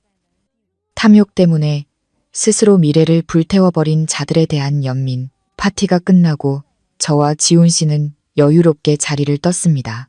비는 그쳤고 공기는 상쾌했습니다. 주차장으로 걸어가며 우리는 조금 전 민준의 반응에 대해 이야기했습니다. 지훈 씨가 말했습니다. 정말 잘했어요. 이 심리적인 공격은 수천 개의 칼날보다 더 고통스러울 겁니다. 이제 그들은 매일 공포에 떨며 살게 되겠죠. 저는 그의 지지와 도움에 감사하며 미소 지었습니다. 하지만 기쁨은 오래가지 않았습니다. 우리가 차에 거의 다다랐을 때 어둠 속에서 민준이 뛰쳐나왔습니다. 그의 손에는 빈 술병이 들려 있었고 얼굴은 술과 분노로 붉게 달아올라 있었습니다. 그는 미친 짐승처럼 제게 달려들며 저주를 퍼부었습니다. 이 악독한 년, 감히 내 결혼식을 망쳐 죽여버리겠어. 저는 비명을 지르며 뒤로 물러서다 과속방지턱에 걸려 넘어질 뻔했습니다. 민준이 술병을 든 손을 높이 치켜들어 제 머리를 내리치려던 바로 그 순간 단단한 손 하나가 그의 손목을 낚아챘습니다. 지훈 씨였습니다. 그는 수호신처럼 나타나 민준의 팔을 뒤로 꺾어버렸습니다. 극심한 고통에 민준은 술병을 떨어뜨렸죠. 지훈 씨는 민준을 거칠게 밀어내고 제 앞을 막아섰습니다. 그의 든든한 등이 저를 보호해 주었습니다. 그는 민준을 똑바로 가리키며 주차장의 정적을 깨는 강철 같은 목소리로 말했습니다. 마지막으로 경고하지. 다시는 내 아내의 머리카락 한 올이라도 건드리지 마. 한 번만 더 이런 짓을 하면 가만두지 않겠어. 내가 가진 증거들만으로도 넌 감옥에서 썩게 될 거야. 알아서 뒷수습이나 잘해. 민준은 비틀거리며 일어났습니다. 그는 증오심과 함께 두려움이 가득한 눈으로 지훈 씨를 쳐다보았습니다. 그는 자신이 지훈 씨의 상대가 되지 않는다는 것을 알고 있었습니다. 권력으로도 힘으로도 그는 비틀거리며 일어나 우리를 향해 힘없는 협박 몇 마디를 중얼거리더니 초라한 모습으로 사라졌습니다. 멀리서 유라가 달려와 그를 부축했습니다. 그녀는 저를 원망스러운 눈으로 쳐다봤지만 아무 말도 하지 못하고 황급히 남편을 택시에 태워 어둠 속으로 사라졌습니다. 저는 지훈 씨의 등 뒤에 서서 여전히 공포로 두근거리는 심장을 진정시켰습니다. 지훈 씨가 돌아보며 다정하게 물었습니다. 괜찮냐고, 다친 곳은 없냐고. 그는 제 헝클어진 머리를 부드럽게 쓸어 넘겨주었습니다. 그의 눈빛에는 걱정과 애정이 가득했습니다. 미안해요. 내가 부주의해서 그가 당신에게 접근하게 했어요. 다시는 이런 일 없도록 할게요. 저는 그를 바라보았습니다. 감동으로 눈물이 핑 돌았습니다. 제 인생에서 처음으로 한 남자로부터 진정한 보호와 보살핌을 받고 있다는 것을 느꼈습니다. 저는 아무 말 없이 그의 손을 꼭 잡았습니다. 그 순간 저는 제가 올바른 사람을 선택했다는 것을 알았습니다. 지훈 씨는 단순한 파트너나 서류상의 남편이 아니라 제 남은 인생의 든든한 버팀목이 되어줄 사람이었습니다. 결혼식 소동 이후 민준과 유라는 가만히 앉아 당하고만 있지는 않았습니다. 상처 입은 짐승처럼 그들은 미친 듯이 반격하기 시작했습니다. 어느 날 아침, 저는 고향의 친척과 친구들에게서 걸려온 수십 통의 전화를 받고 잠에서 깼습니다. 모두들 제가 바람을 피우다 남편에게 들켜 쫓겨났다는 소문, 그리고 돈을 뜯어내기 위해 재벌을 유혹했다는 소문의 진실을 물었습니다. 저는 귀가 먹먹해지고 손발에 힘이 빠졌습니다. 도대체 무슨 일이 벌어지고 있는지 알 수 없었죠. 알고 보니 유라가 저에 대한 악의적인 헛소문을 SNS에 퍼뜨리고 심지어 사람을 고용해 제 고향 마을까지 내려보내 험담을 하고 다닌 것이었습니다. 그녀는 완전히 거짓된 이야기를 꾸며내 저를 피해자에서 가해자로 둔갑시켰습니다. 그리고 자신과 민주는 저에게 속은 불쌍한 사람으로 만들었죠. 악의적인 소문은 들불처럼 번져 평화롭던 시골 마을 구석구석까지 파고들었습니다. 평생을 정직하고 성실하게 살아오신 제 부모님은 하루아침에 동네 사람들의 비난과 조롱의 대상이 되셨습니다. 어머니가 전화를 하셨습니다. 목소리는 떨리고 매어 있었죠. 아가, 사람들이 왜 너를 그렇게 나쁘게 말하는 거니? 내가 정말 무슨 잘못이라도 한 거야? 어머니의 울음소리를 듣자 심장이 쥐어짜이는 듯 했습니다. 저는 눈물을 억지로 삼키며 어머니를 안심시켰습니다. 나쁜 사람들이 저를 해치려고 꾸며낸 거짓말일 뿐이니 저를 믿어달라고요. 하지만 제가 아무리 설명해도 부모님이 겪고 계실 고통과 수치심은 진짜라는 것을 알았습니다. 작은 시골 마을에서 명예는 목숨보다 중요합니다. 헛소문 하나가 한 가문의 명성을 송두리째 무너뜨릴 수도 있습니다. 저는 바닥에 주저앉았습니다. 무력감이 온몸을 덮쳤습니다. 민준과 유라가 저를 공격하는 것은 두렵지 않았습니다. 어떤 모욕도 견딜 수 있었습니다. 하지만 그들이 제 부모님께 상처를 주는 것은 참을 수 없었습니다. 그것은 제가 절대 용납할 수 없는 마지막 선이었습니다. 지훈 씨는 울고 있는 제 곁으로 조용히 다가와 따뜻한 물 한 잔을 건넸습니다. 그는 아무 말 없이 그저 제 곁에 앉아 있었습니다. 그의 존재만으로도 저는 든든함을 느꼈고 점차 평정을 되찾을 수 있었습니다. 걱정 말아요. 떳떳하다면 두려울 것 없어요. 진실은 곧 밝혀질 겁니다. 유라가 사람을 고용해 헛소문을 퍼뜨린 증거는 이미 확보해뒀어요. 명예훼손으로 고소할 겁니다. 하지만 지금 가장 중요한 건 당신이 고향으로 돌아가 부모님을 안심시켜드리는 거예요. 당신이 여전히 당당하고 굳건하게 살고 있다는 걸 보여드려야 해요. 제가 일정을 조정해서 함께 내려갈게요. 우리가 같이 여론에 맞서는 겁니다. 지훈 씨의 제안에 저는 깊이 감동했습니다. 그는 서류상의 남편일 뿐만 아니라 저를 이해하고 아픔을 나누는 진정한 동반자였습니다. 저는 눈물을 닦고 고개를 끄덕였습니다. 그렇습니다. 더 이상 피할 수 없습니다. 고향으로 돌아가 부모님과 동네 어른들 앞에 서서 제 결백을 증명해야 합니다. 저 사악한 자들이 제 가족의 정을 갈라놓도록 내버려 두지 않을 겁니다. 제 눈빛에 결의가 서렸습니다. 저는 일어나 짐을 꾸리기 시작했습니다. 명예와 가장 사랑하는 사람들을 지키기 위한 새로운 싸움에 나설 준비를 마쳤습니다. 지훈 씨의 차는 익숙한 시골길을 달려 저를 낳고 자란 고향으로 데려갔습니다. 풍경은 예전처럼 평화로웠습니다. 황금빛으로 익은 논이 끝없이 펼쳐져 있고 푸른 대나무 숲이 바람에 흔들렸습니다. 하지만 제 마음은 무겁기만 했죠. 차가 집 앞에 멈추자마자 부모님께서 이미 나와 기다리고 계시는 모습이 보였습니다. 몇 달 못 뵌 사이에 부쩍 늙으신 모습이었습니다. 머리는 희끗해지고 얼굴에는 걱정과 근심으로 깊어진 주름이 가득했습니다. 저는 차에서 뛰어내려 어머니를 와락 껴안고 아이처럼 서럽게 울었습니다. 어머니는 제 등을 토닥여 주셨습니다. 앙상하고 떨리는 손길로 제 머리를 쓰다듬으시며 말씀하셨죠. 돌아왔으면 됐다. 엄마, 아빠 곁에 있으면 아무도 널 함부로 못해. 옆에서 계시던 아버지도 눈시울이 붉어져 있었습니다. 아버지는 지훈 씨를 경계심과 의심이 섞인 눈으로 바라보셨습니다. 저는 서둘러 눈물을 닦고 부모님께 지훈 씨를 소개했습니다. 이 사람은 지훈 씨예요. 제 새 남편이에요. 정말 좋은 사람이고 제가 힘들 때 많은 도움을 줬어요. 지훈 씨는 예의 바르게 부모님께 고개 숙여 인사했습니다.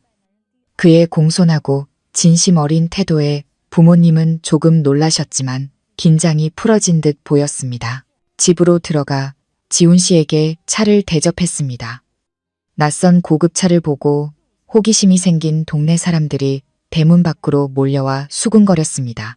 저는 심호흡을 하고 지훈 씨의 손을 꼭 잡고 마당으로 나섰습니다. 저는 익숙한 이웃들의 얼굴을 똑바로 쳐다보며 또렷하게 말했습니다. 어르신들께서 저에 대해 수군거리시는 거 다 압니다. 하지만 제가 분명히 말씀드리는데 저는 부끄러운 짓 한 적 없습니다. 제가 이혼한 건 전 남편의 외도와 배신 때문이지 제가 잘못해서가 아닙니다. 그 헛소문들은 저를 모함하기 위해 그들이 꾸며낸 거짓말입니다. 제가 어떻게 살아왔는지, 부모님께서 저를 어떻게 가르치셨는지, 여기 계신 모든 분들이 더 잘 아시지 않습니까? 제가 오늘 여기 온 것은 부모님을 뵙고 조상님들께 제가 여전히 고개 떳떳이 들고 양심의 부끄럼 없이 살고 있음을 고하기 위함입니다. 저의 진심 어리고 당당한 말에 사람들은 조용해졌습니다. 그들은 저를 보다가 제 곁에서 저를 지키고 서 있는 지훈 씨의 듬직한 모습을 보았습니다. 아마 지훈 씨의 존재와 저의 자신감 있는 태도가 그들의 의심을 어느 정도 씻어주었을 겁니다.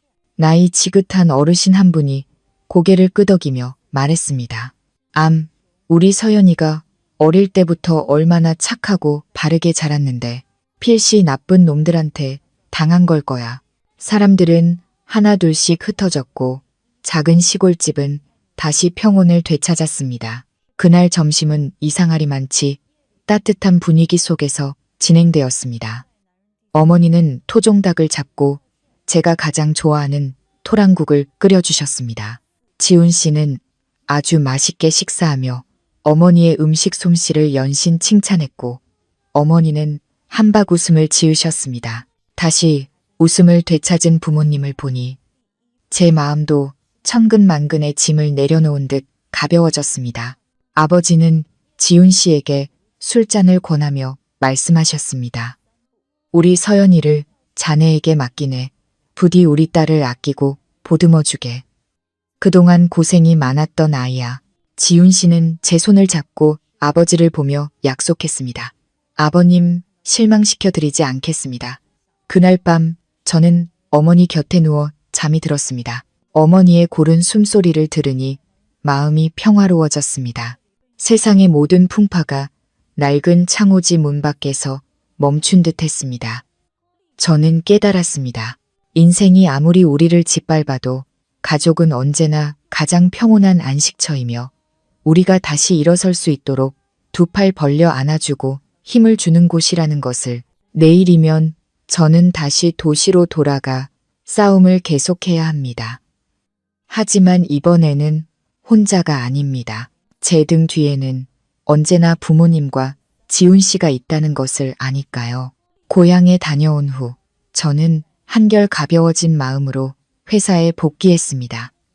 썩은 뿌리를 모두 뽑아내겠다는 결심으로 더욱더 일에 몰두했습니다. 비정상적인 비용 지출 내역을 재검토하던 중 저는 의심스러운 우연을 발견했습니다. 오전에 열린 비공개 회의에서 막 승인된 그룹의 입찰 가격이나 경영 계획 같은 내부 정보가 오후가 되면 경쟁사, 특히 민준의 유령 회사 보고서에 등장하는 것이었습니다. 이것은 회사 고위층 내부에 스파이가 있다는 명백한 증거였습니다. 저는 조용히 용의자들의 범위를 좁혀나갔습니다. 오랜 경력의 회계사로서의 직감으로 저는 그룹의 회계팀장인 김 부장에게 주목했습니다. 김 부장은 오랫동안 근무하며 지훈 씨의 두터운 신임을 받고 있는 인물이었지만 최근 들어 이상한 행동을 보였습니다. 잦은 야근과 외출, 그리고 월급에 비해 눈에 띄게 사치스러워진 씀씀이. 저는 비밀리에 김 부장의 사내 시스템 접속 기록과 업무 이메일을 확인했습니다. 역시나 그녀가 점심시간이나 심야 같은 민감한 시간대에 중요한 파일들을 낯선 이메일 주소로 전송한 기록을 발견했습니다. IT 부서에 의뢰해 수신 이메일에 IP 주소를 추적한 결과 저는 경악을 금치 못했습니다. 그 IP는 바로 민준의 회사 주소였습니다. 모든 것이 명확해졌습니다. 김 부장이 바로 민준이 심어놓은 정보원이었습니다. 하지만 저는 섣불리 그녀의 정체를 밝히지 않았습니다. 지금 소란을 피우면 그녀가 발뺌하거나 증거를 인멸할 것이 뻔했습니다. 현장을 덮쳐야 했습니다. 저는 지훈 씨와 함께 역이용할 계획을 세웠습니다. 지훈 씨는 믿었던 사람의 배신에 큰 충격을 받았지만 제 계획에 동의했습니다.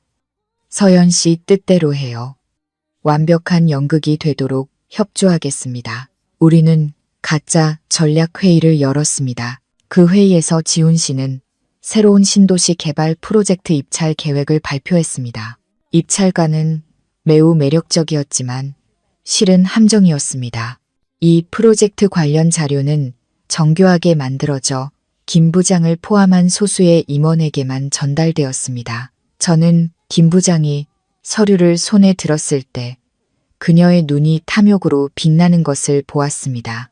예상대로 그날 점심 사내 CCTV에는 김 부장이 몰래 자료를 복사한 뒤 이메일을 보내는 장면이 고스란히 찍혔습니다. 저와 지훈 씨는 관제실에서 그녀의 모든 행동을 지켜보았습니다. 마음이 아팠습니다. 탐욕이 사람의 눈을 멀게 해 양심과 은혜를 저버리게 만든다는 사실이. 저는 모든 영상과 로그 파일을 증거로 저장했습니다. 이제 물고기는 미끼를 물었고 우리는 적절한 때에 낚싯줄을 당겨 이 배신자들을 일망타진하기만 하면 되었습니다. 김 부장이 미끼를 확실히 물었다는 것을 확인한 후 저와 지훈 씨는 계획의 다음 단계, 즉 작은 미끼로 큰 물고기를 낚는 작전에 돌입했습니다. 위험 부담이 큰 수였지만 성공한다면 민준의 야망에 치명타를 날릴 수 있었습니다. 우리는 한강 생태 신도시 개발 프로젝트라는 가짜 프로젝트 서류를 공들여 준비했습니다. 실제로는 존재하지 않는 이 유령 프로젝트는 환상적인 가상 데이터로 가득 차 있었지만 내부자만이 알 수 있는 치명적인 법적 리스크를 숨기고 있었습니다. 저는 직접 이 프로젝트의 재무 계획서를 작성하며 수조 원에 달하는 엄청난 수익률을 부풀려 넣어 상대방의 탐욕을 자극했습니다.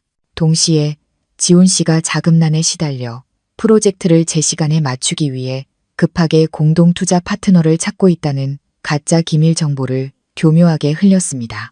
민준이 끼어들어 프로젝트를 가로챌 절호의 기회처럼 보이게 만든 것이죠. 신뢰도를 높이기 위해 지훈 씨는 그룹이 이 황금알을 낳는 거위 같은 프로젝트에 총력을 기울이고 있다는 소문을 시장에 퍼뜨렸습니다. 충실한 정보원인 김 부장은 어떤 정보도 놓치지 않았습니다. CCTV에는 그녀가 유령 프로젝트 서류 전체를 몰래 복사해 즉시 민준에게 전달하는 모습이 담겼습니다. 저는 컴퓨터 화면에서 성공적으로 전송된 이메일을 확인하며 속으로 쾌재를 불렀습니다. 민준이 우리가 떠먹여준 맛있는 미끼를 완전히 삼킨 것입니다. 그는 분명 자신이 지훈 씨의 약점을 잡았다고 확신하고 이 프로젝트를 쟁취하기 위해 전력을 다할 것이었습니다. 연극을 더욱 극적으로 만들기 위해 지훈 씨는 프로젝트에 대한 간략한 기자회견을 열었지만 재정 능력에 대해서는 애매한 태도를 보였습니다. 그는 걱정스러운 표정이면서도 굳건한 척하는 완벽한 연기를 펼쳤고 이는 투자자들 사이에 퍼진 소문에 더욱 신빙성을 더해 주었습니다. 민주는 집에서 TV를 보며 쾌재를 부르고 있었을 겁니다. 자신의 시대가 왔다고 돈으로 지훈 씨를 짓밟고 이 황금 프로젝트를 빼앗아 부동산 업계의 제왕이 될 것이라고 생각했겠죠. 그 사이 저와 지훈 씨는 조용히 결정적인 한 방을 준비했습니다. 우리는 관계기관과 협력하여 민준의 모든 불법적인 행동이 법의 감시망 안에 있도록 조치했습니다. 이 유령 프로젝트에 뛰어들기 위해 불법적으로 자금을 조달하고 투자자들을 속이는 그의 모든 행적에 대한 증거가 차곡차곡 쌓이고 있었습니다. 덫은 이미 놓였고 탐욕스러운 짐승이 스스로 걸어 들어오기만을 기다리고 있었습니다. 저는 긴장되면서도 흥분되었습니다. 악인이 심판받는 순간을 목격하게 될 것이라는 생각에 모든 피로가 사라지는 듯 했습니다. 제 예상대로 민주는 김 부장으로부터 기밀 자료를 받은 후 기쁨에 겨워 어쩔 줄 몰랐습니다. 그는 제가 그려낸 꿈 같은 재무보고서의 숫자들을 맹신했습니다. 그는 이것이 자신을 단숨에 정상으로 올려줄 기회라고, 지훈 씨를 이길 뿐만 아니라 도시 최고의 부동산 거물이 될 기회라고 믿었습니다. 탐욕이 그의 눈을 멀게 해 정보의 진위를 확인하거나 프로젝트의 타당성을 의심할 이성을 마비시켰습니다. 민주는 미친 듯이 자금을 조달하기 시작했습니다. 그는 회사 자산 전체를 담보로 잡고 심지어 지금 살고 있는 집과 유라의 개인 부동산까지 담보로 사채업자에게 살인적인 금리로 돈을 빌렸습니다. 그는 이 프로젝트만 따내면 즉시 빚을 갚고도 엄청난 이익이 남을 것이라고 확신했습니다. 유라 역시 남편을 부추겼습니다. 그녀는 여왕이 되는 꿈에 부풀어 민준에게 비상금 한 푼 남기지 말고 모든 자본을 쏟아부으라고 종용했습니다. 입찰에서 확실히 이기기 위해 민준은 돈을 써서 부패한 관리들에게 뇌물을 주며 자신에게 유리한 환경을 조성하려 했습니다. 그의 모든 어두운 행동이 몰래 카메라에 찍혀 제 손으로 직접 전달되고 있다는 사실은 꿈에도 몰랐을 겁니다. 그는 스스로 무덤을 파면서도 자신이 이겼다고 거만하게 떠벌리고 다녔습니다. 어디를 가나 한강 프로젝트는 반드시 자신의 것이 될 것이라고 호언장담했죠. 저는 민준의 모든 움직임을 지켜보며 혀를 찼습니다. 탐욕은 정말 사람을 가장 빨리 죽이는 독약입니다. 그는 자신이 가진 모든 것, 명예와 미래까지도 결과가 이미 정해진 도박판에 걸어버린 것입니다. 지훈 씨가 저를 보았습니다. 그의 눈에는 어리석은 자들에 대한 연민이 담겨 있었습니다. 사람이 탐욕에 눈이 멀면 바로 발밑에 낭떠러지도 보지 못하게 되나 봅니다. 입찰 서류 제출일. 민주는 과도한 자신감에 찬 얼굴로 나타났습니다.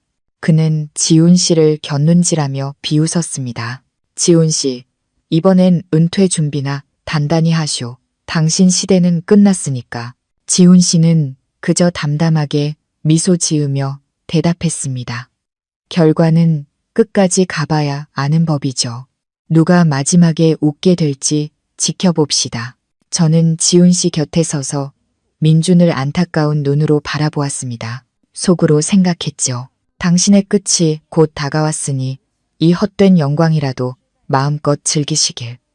민준은 자신의 모든 희망과 어리석음이 담긴 두툼한 입찰 서류를 제출하고 승리를 확신하며 의기양양하게 돌아갔습니다. 입찰 결과 발표일이 다가왔습니다. 회의장은 사람들로 가득 찼고 팽팽한 긴장감이 감돌았습니다. 민준과 유라는 가장 앞줄에 앉아 있었습니다. 화려하게 차려입은 그들의 얼굴은 마치 자신들이 이 행사의 주인인 양환하게 빛났습니다. 유라는 의기양양한 미소를 지으며 민준에게 계속 속삭였습니다. 지훈 씨와 저는 맞은편에 평온하고 침착하게 앉아 있었습니다. 우리는 오늘 벌어질 시나리오를 이미 알고 있었기에 조금의 불안감도 없었죠. 사회자가 단상에 올라 개회사를 시작했습니다. 민준의 심장은 미친 듯이 뛰었고 그는 상체를 앞으로 숙인 채 만한건설의 이름이 불리기를 숨죽여 기다렸습니다. 그리고 운명의 순간이 왔습니다. 사회자는 또렷하게 선언했습니다.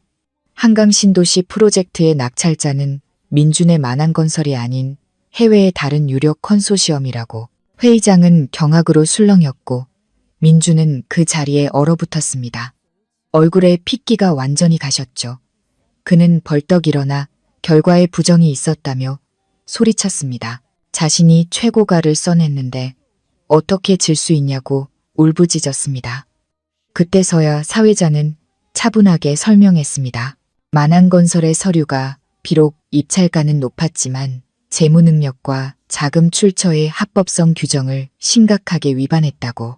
게다가 민준이 돈을 쏟아붓고 있던 프로젝트는 실제로는 상세 계획 허가조차 받지 않은 서류상의 프로젝트였으며 그가 미리 사들인 땅들은 모두 개발 제한 구역으로 묶여 상업적 가치가 전혀 없는 땅이었다고.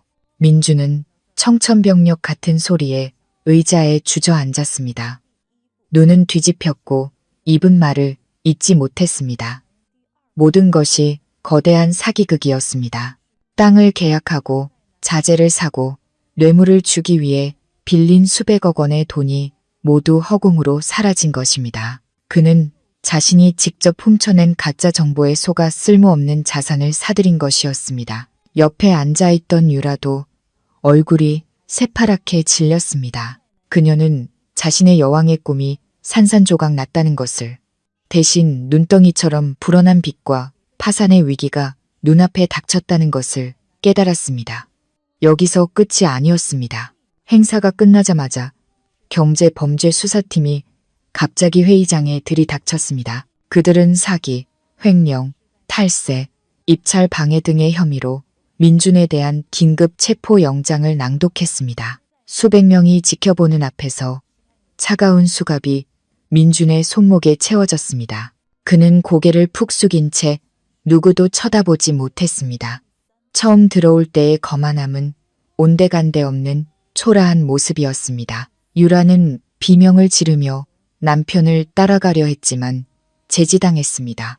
저는 그 광경을 바라보며 형용할 수 없는 감정에 휩싸였습니다. 승자의 통쾌함이 아니라 인생의 인과응보에 대한 깊은 깨달음이었습니다.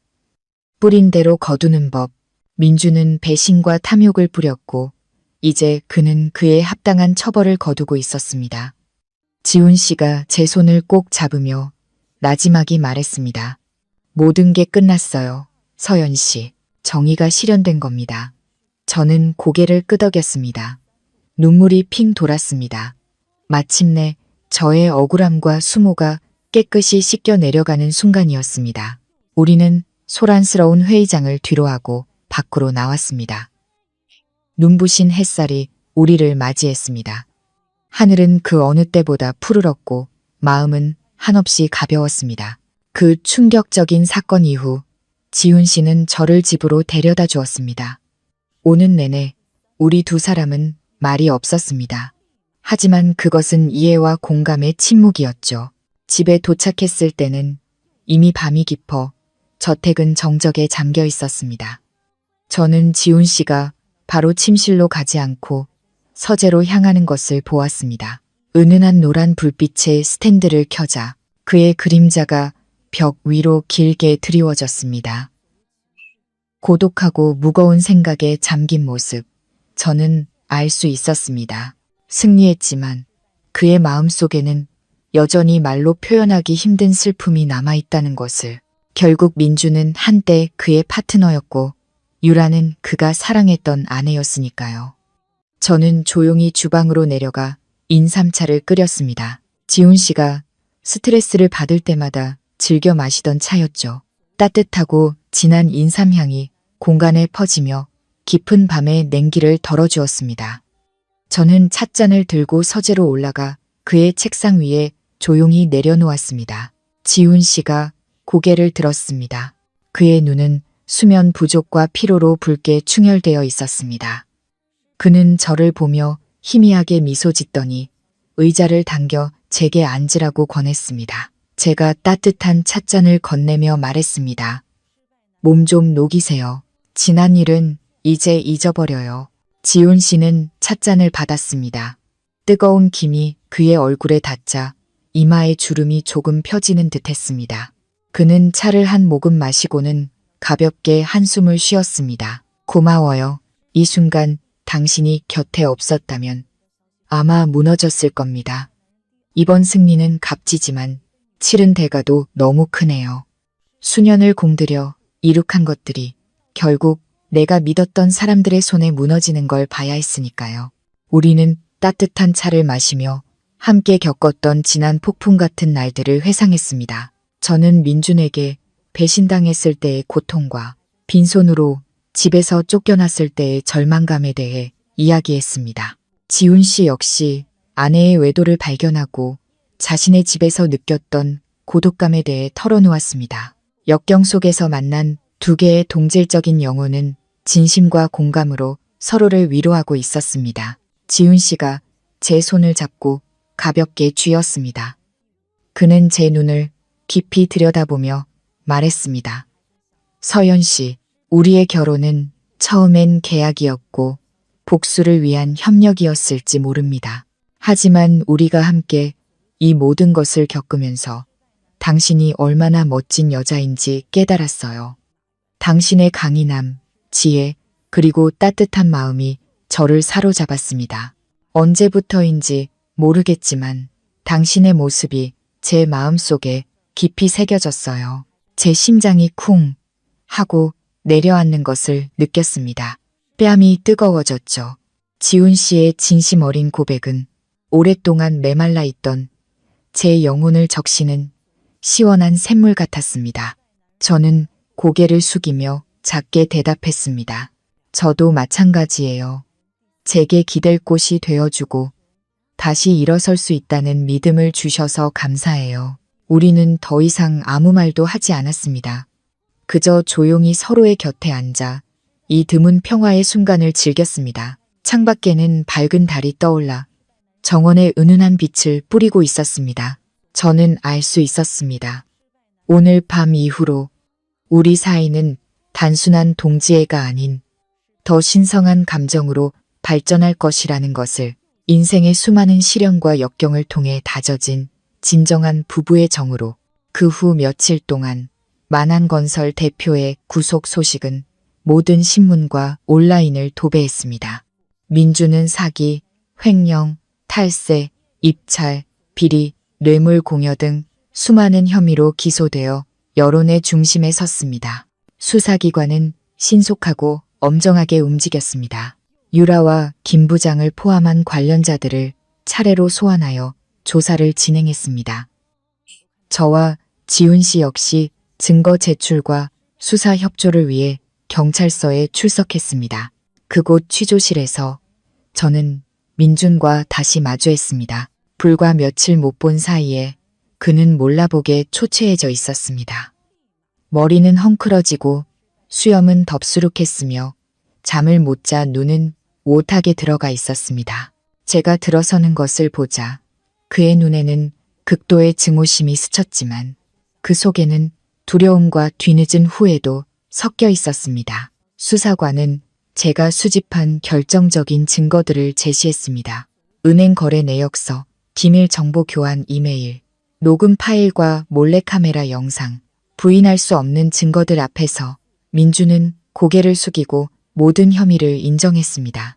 그는 유령회사 설립과 공사 대금 횡령부터 유령 프로젝트 투자를 위한 불법 대출까지 자신의 모든 범죄 행위를 자백했습니다.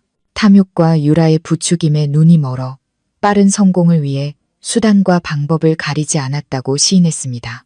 수사관이 저에게 피의자와의 관계를 물었습니다. 저는 침착하게 대답했습니다.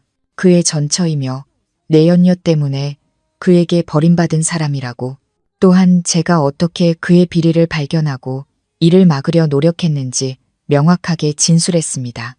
저의 논리 정연한 증언에 수사관들은 고개를 끄덕였습니다. 그들은 저와 지훈 씨의 용기 있는 범죄 고발 정신을 높이 평가했습니다. 조사가 끝나고 구치소로 이송되기 위해 호송차로 향하던 민준이 갑자기 저를 돌아보았습니다. 그는 갈라지고 떨리는 목소리로 미안해라고 힘겹게 말했습니다. 저는 그를 보았습니다. 마음속에 더 이상 원망은 없었고 한 인간의 몰락에 대한 공허함과 안타까움만이 남았습니다. 저는 말했습니다. 속죄하는 마음으로 죗값을 치르세요. 그게 당신이 저지른 잘못을 갚는 유일한 길이에요. 호송차 문이 쾅 닫혔습니다. 한때 제 청춘의 모든 것이었던 남자는 이제 법의 심판을 기다리는 죄수가 되어 사라졌습니다. 그것이 바로 그 배신자에게 남은 마지막 자존심마저 무너뜨린 결정적인 한 방이었습니다. 민준의 사건은 연쇄적인 붕괴를 가져왔습니다. 만안건설은 자산이 동결되고 은행 계좌가 압류되었습니다. 은행과 사채업자를 포함한 채권자들이 회사와 민준의 집으로 몰려와 빚을 갚으라며 아우성쳤습니다. 그들은 기물을 파손하고 현수막을 내걸며 전례 없는 혼란을 야기했습니다. 한때 민준에게 충성했던 직원들도 등을 돌렸고 밀린 임금과 보험금 문제로 회사를 고소하기까지 했습니다. 임신 중이던 유라는 비참한 처지에 놓였습니다. 그녀의 개인 자산 역시 처벌 집행을 위해 압류되었습니다. 호화로운 집도 고급 차도 명품도 모두 잃은 그녀는 흉악한 채권자들의 추격을 피해 허름한 여관을 전전해야 했습니다. 임신한 몸에 극심한 정신적 충격까지 더해져 그녀는 완전히 무너졌습니다. 얼굴은 핏기 없이 초췌해졌죠. 궁지에 몰린 유라는 해외 도피를 계획했습니다. 그녀는 몰래 숨겨두었던 남은 보석과 금품을 챙겨 민준을 감옥에 버려두고 혼자 멀리 도망치려 했습니다. 그녀는 불법 미립국 조직과 접촉하여 심야의 시외버스 터미널에서 만나기로 약속했습니다. 그녀는 옷으로 온몸을 꽁꽁 감싸고 마스크를 쓴 채 작은 가방을 들고 두려움에 떨며 버스에 올랐습니다. 하지만 하늘의 그물은 피할 수 없었습니다. 버스가 터미널을 막 떠나는 순간 경찰이 들이닥쳐 버스를 막아섰습니다.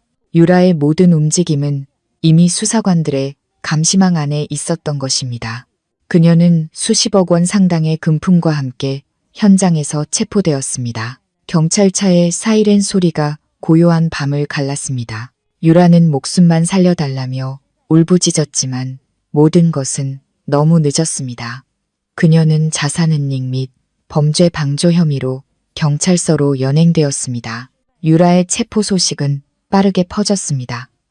구치소에 있던 민주는 그 소식을 듣고 실신했습니다. 그가 가족과 아내까지 버리며 팔았던 여자가 가장 힘든 순간에 자신을 버리고 도망치려 했다는 사실을 믿을 수 없었습니다.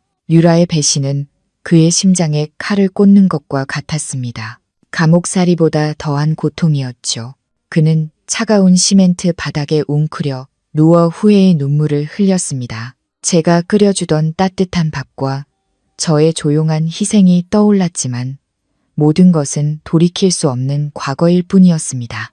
인과응보는 그렇게 잔혹하고 공정하게 누구에게나 예외 없이 찾아왔습니다. 민준과 유라가 구속된 후 법적 절차는 신속하게 진행되었습니다. 지훈 씨 측 변호사가 민사상 손해배상 청구 소송을 위해 저를 찾아왔습니다. 그는 이 확실한 증거들로 민준에게 최고 형량을 선고하게 할 수 있으며 횡령한 금액 전액을 배상하게 만들어 평생 감옥에서 썩게 할 수도 있다고 말했습니다. 지훈 씨는 옆에서 조용히 제 결정을 기다렸습니다. 그의 눈에는 절대적인 존중이 담겨 있었죠.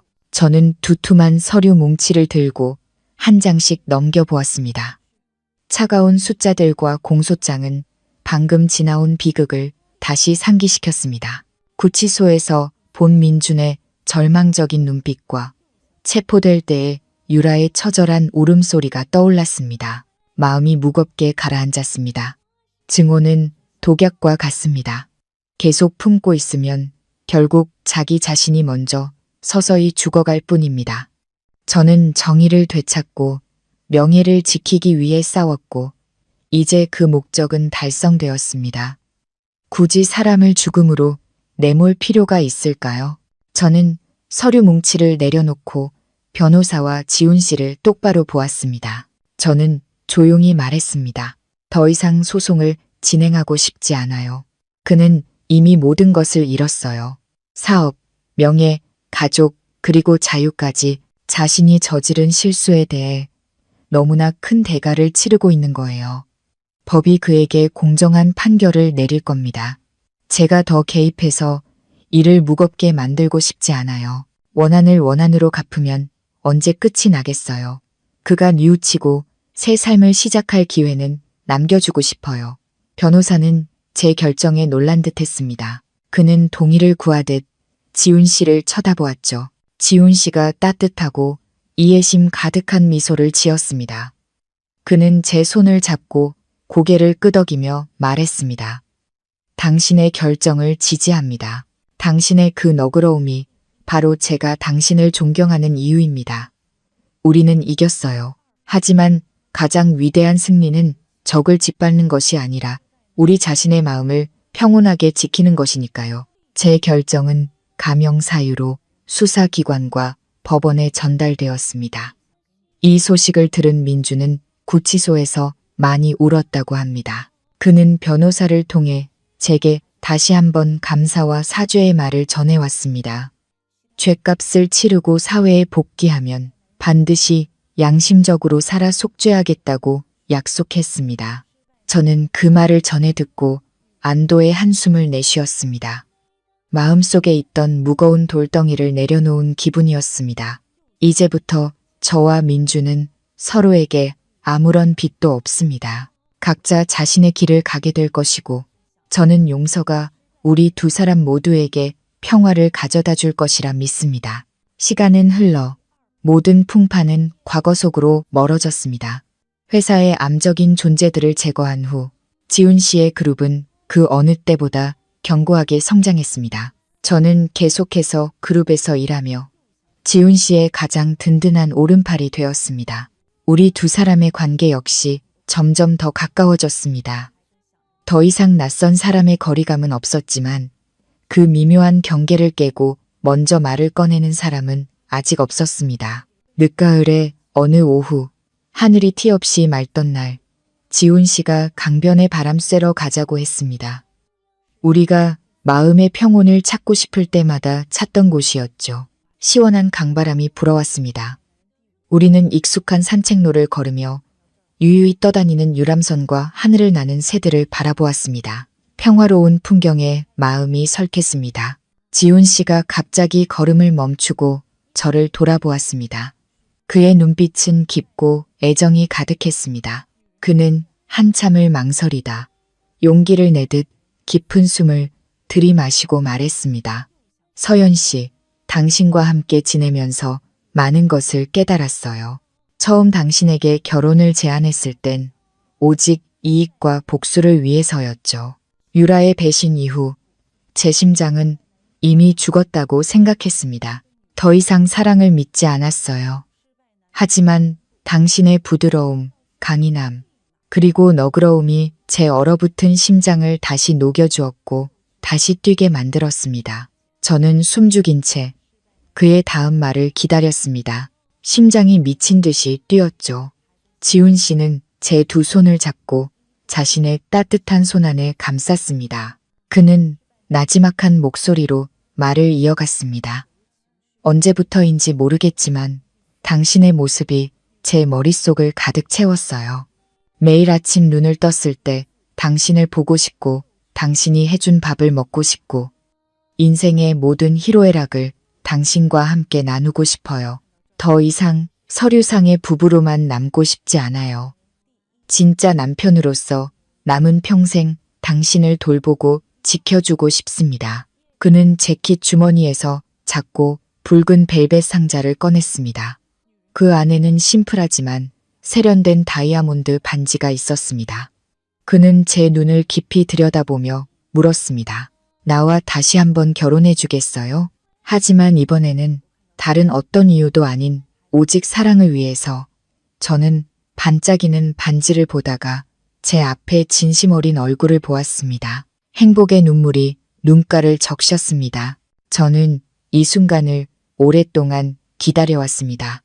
수많은 폭풍우 끝에 찾아온 진정한 사랑과 평온한 안식처를 저는 목이 메어 고개를 끄덕이며 말했습니다.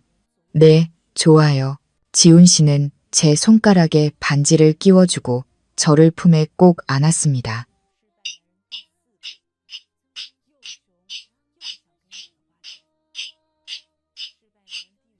드넓은 세상 속에서 두 개의 심장이 하나의 박자로 뛰기 시작했습니다.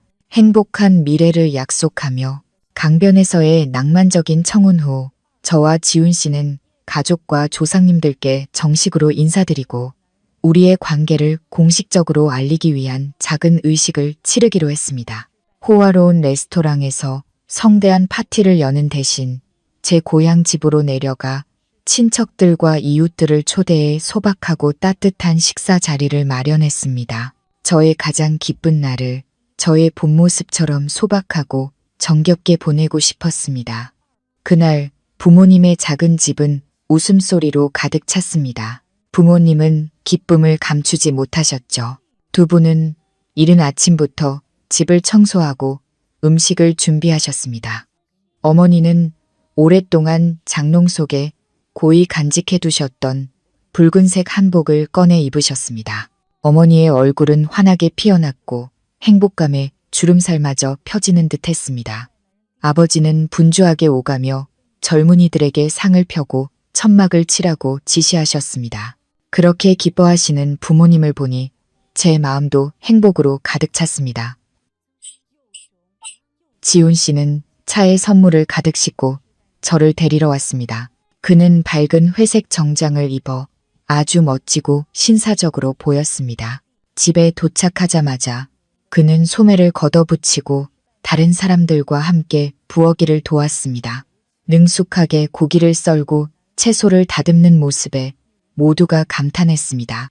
동네 아주머니들은 서연이가 정말 복이 많다며 부자에다 성실하기까지 한 남편을 얻었다고 칭찬하셨습니다. 도시 사람이라는 거리감 없이 모두와 어울리는 지훈 씨를 보며 저는 하늘이 제게 이렇게 멋진 남자를 보내주신 것에 대해 감사했습니다. 의식은 조상님들의 위패 앞에서 경건하게 치러졌습니다. 아버지는 향을 피우고 딸이 평온한 안식처를 찾았음을 조상님들께 고했습니다. 지훈 씨는 제 곁에 서서 공손하게 저를 올렸습니다. 그리고는 부모님께 술잔을 올리며 이렇게 현명하고 효심 깊은 딸을 낳아주셔서 감사하다고 말했습니다. 그는 양가 가족 앞에서 평생 저를 사랑하고 아끼며 행복한 가정을 꾸리겠다고 약속했습니다. 정겨운 식사 자리는 떠들썩한 축하 속에서 이어졌습니다. 모두들 저희의 행복을 위해 건배했고 어서 좋은 소식이 있기를 기원했습니다. 저는 아버지와 즐겁게 대화하는 지훈 씨를 보았습니다. 그의 눈길은 이따금씩 사랑스럽게 저를 향했습니다. 그 순간 저는 진정한 행복이 무엇인지 느꼈습니다. 행복은 큰 집이나 좋은 차 혹은 돈이 아니었습니다. 가족의 사랑 속에서 사랑하는 사람과 소박한 순간을 나누는 것이었습니다. 식사 후 저와 지훈 씨는 햇마루에 앉아 차를 마시며 달을 보았습니다. 시원한 들바람이 불어왔고 논에서는 개구리 울음소리가 들려왔습니다. 저는 그의 어깨에 머리를 기댔습니다. 마음이 평화로웠죠. 지훈 씨가 저를 감싸 안으며 귓가에 속삭였습니다. 내 인생에 와줘서, 내게 믿음과 희망을 줘서 고마워요. 저는 미소 지으며 그의 손을 꼭 잡았습니다. 앞으로의 길이 아무리 험난해도 우리는 함께 이겨낼 것이라는 것을 알았습니다. 우리는 서로가 있었고 선하게 사는 사람에게는 반드시 복이 온다는 진리를 믿었기 때문입니다. 어느덧 저와 지훈 씨가 정식으로 부부가 된 지 1년이 흘렀습니다. 우리의 삶은 폭풍우가 지나간 뒤의 강물처럼 평온하고 행복하게 흘러갔습니다. 더 이상 치열한 비즈니스 전쟁도 이해타산을 따지는 계산도 없었습니다. 이제 우리 부부의 가장 큰 관심사는 우리가 가진 행운을 불행한 이웃들과 어떻게 더 많이 나눌 수 있을까 하는 것이었습니다. 회사 일이 안정궤도에 오른 후 지훈 씨는 젊은 경영진에게 운영의 상당 부분을 위임하고 가족과 사회 공헌 활동에 더 많은 시간을 할애하기로 했습니다. 우리는 함께 해바라기라는 이름의 자선재단을 설립했습니다. 가난하고 소외된 여성들, 가정폭력의 피해자들, 그리고 부모 없는 아이들에게 희망의 빛을 전해주고 싶었습니다. 저는 재단 이사장으로서 직접 계획을 세우고 모든 현장 활동에 참여했습니다. 오늘은 재단 설립 1주년 기념일입니다. 우리는 지방의 가장 가난한 산골 마을로 봉사활동을 떠났습니다. 차는 구불구불한 산길을 달렸습니다. 안개가 자욱했지만 차 안은 언제나 웃음소리로 가득했습니다. 지훈 씨는 제 옆에 앉아 제 손을 놓지 않았습니다. 지금 당신 모습이 그 어느 때보다 아름다워요. 화장이나 비단 옷에서 나오는 아름다움이 아니라 따뜻한 마음에서 우러나오는 진짜 아름다움. 저는 그의 어깨에 머리를 기대며 웃었습니다. 익숙한 온기가 온몸에 퍼졌습니다.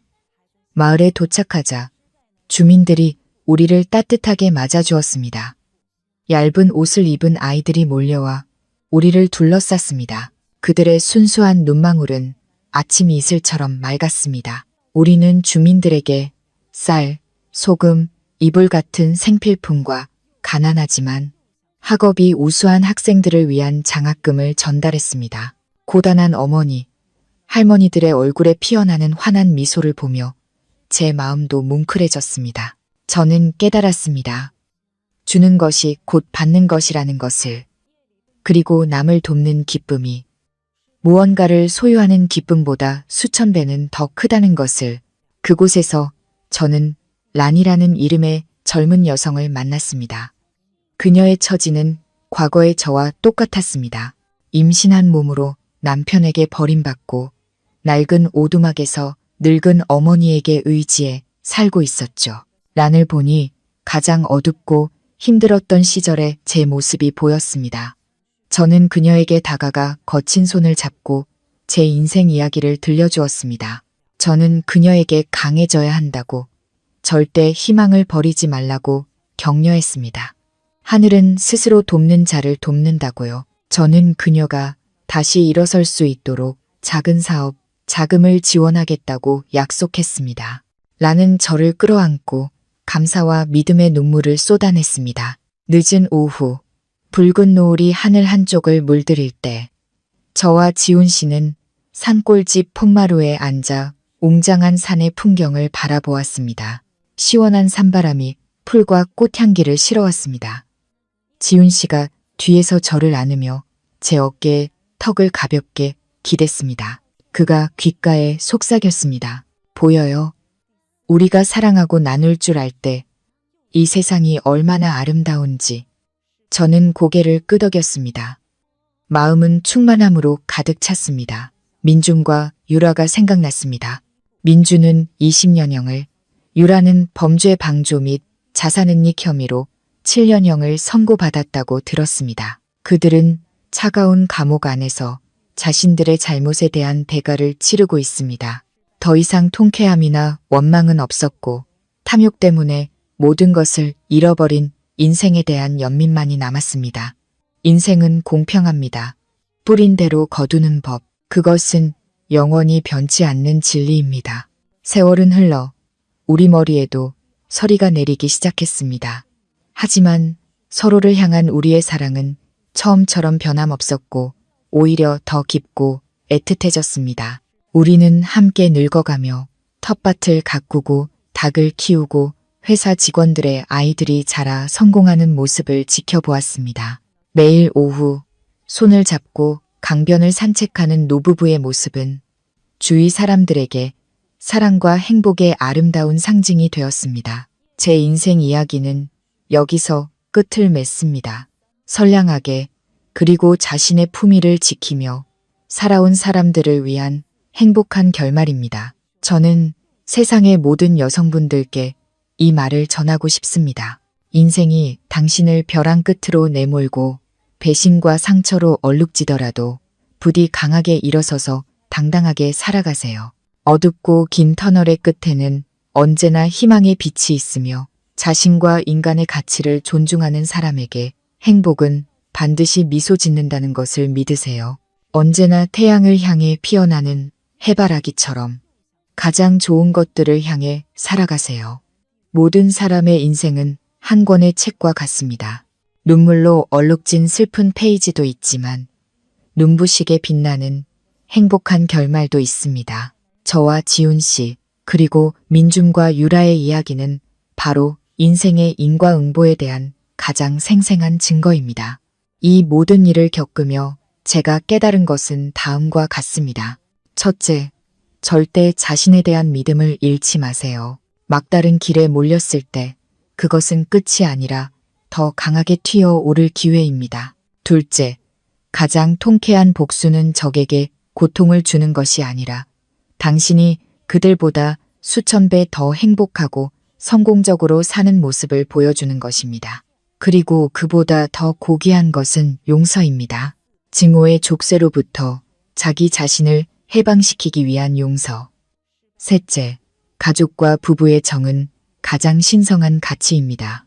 돈과 명예는 뜬구름과 같고 오직 진실한 마음만이 영원합니다. 마지막으로 선하게 살아가세요. 하늘은 반드시 모든 것을 알고 있습니다. 바람을 심는 자는 폭풍을 거둘 것이고 행복의 나무를 심는 자는 달콤한 열매를 맺을 것입니다. 이 이야기가 여러분의 마음을 따뜻하게 데우는 작은 불씨가 되기를 바랍니다.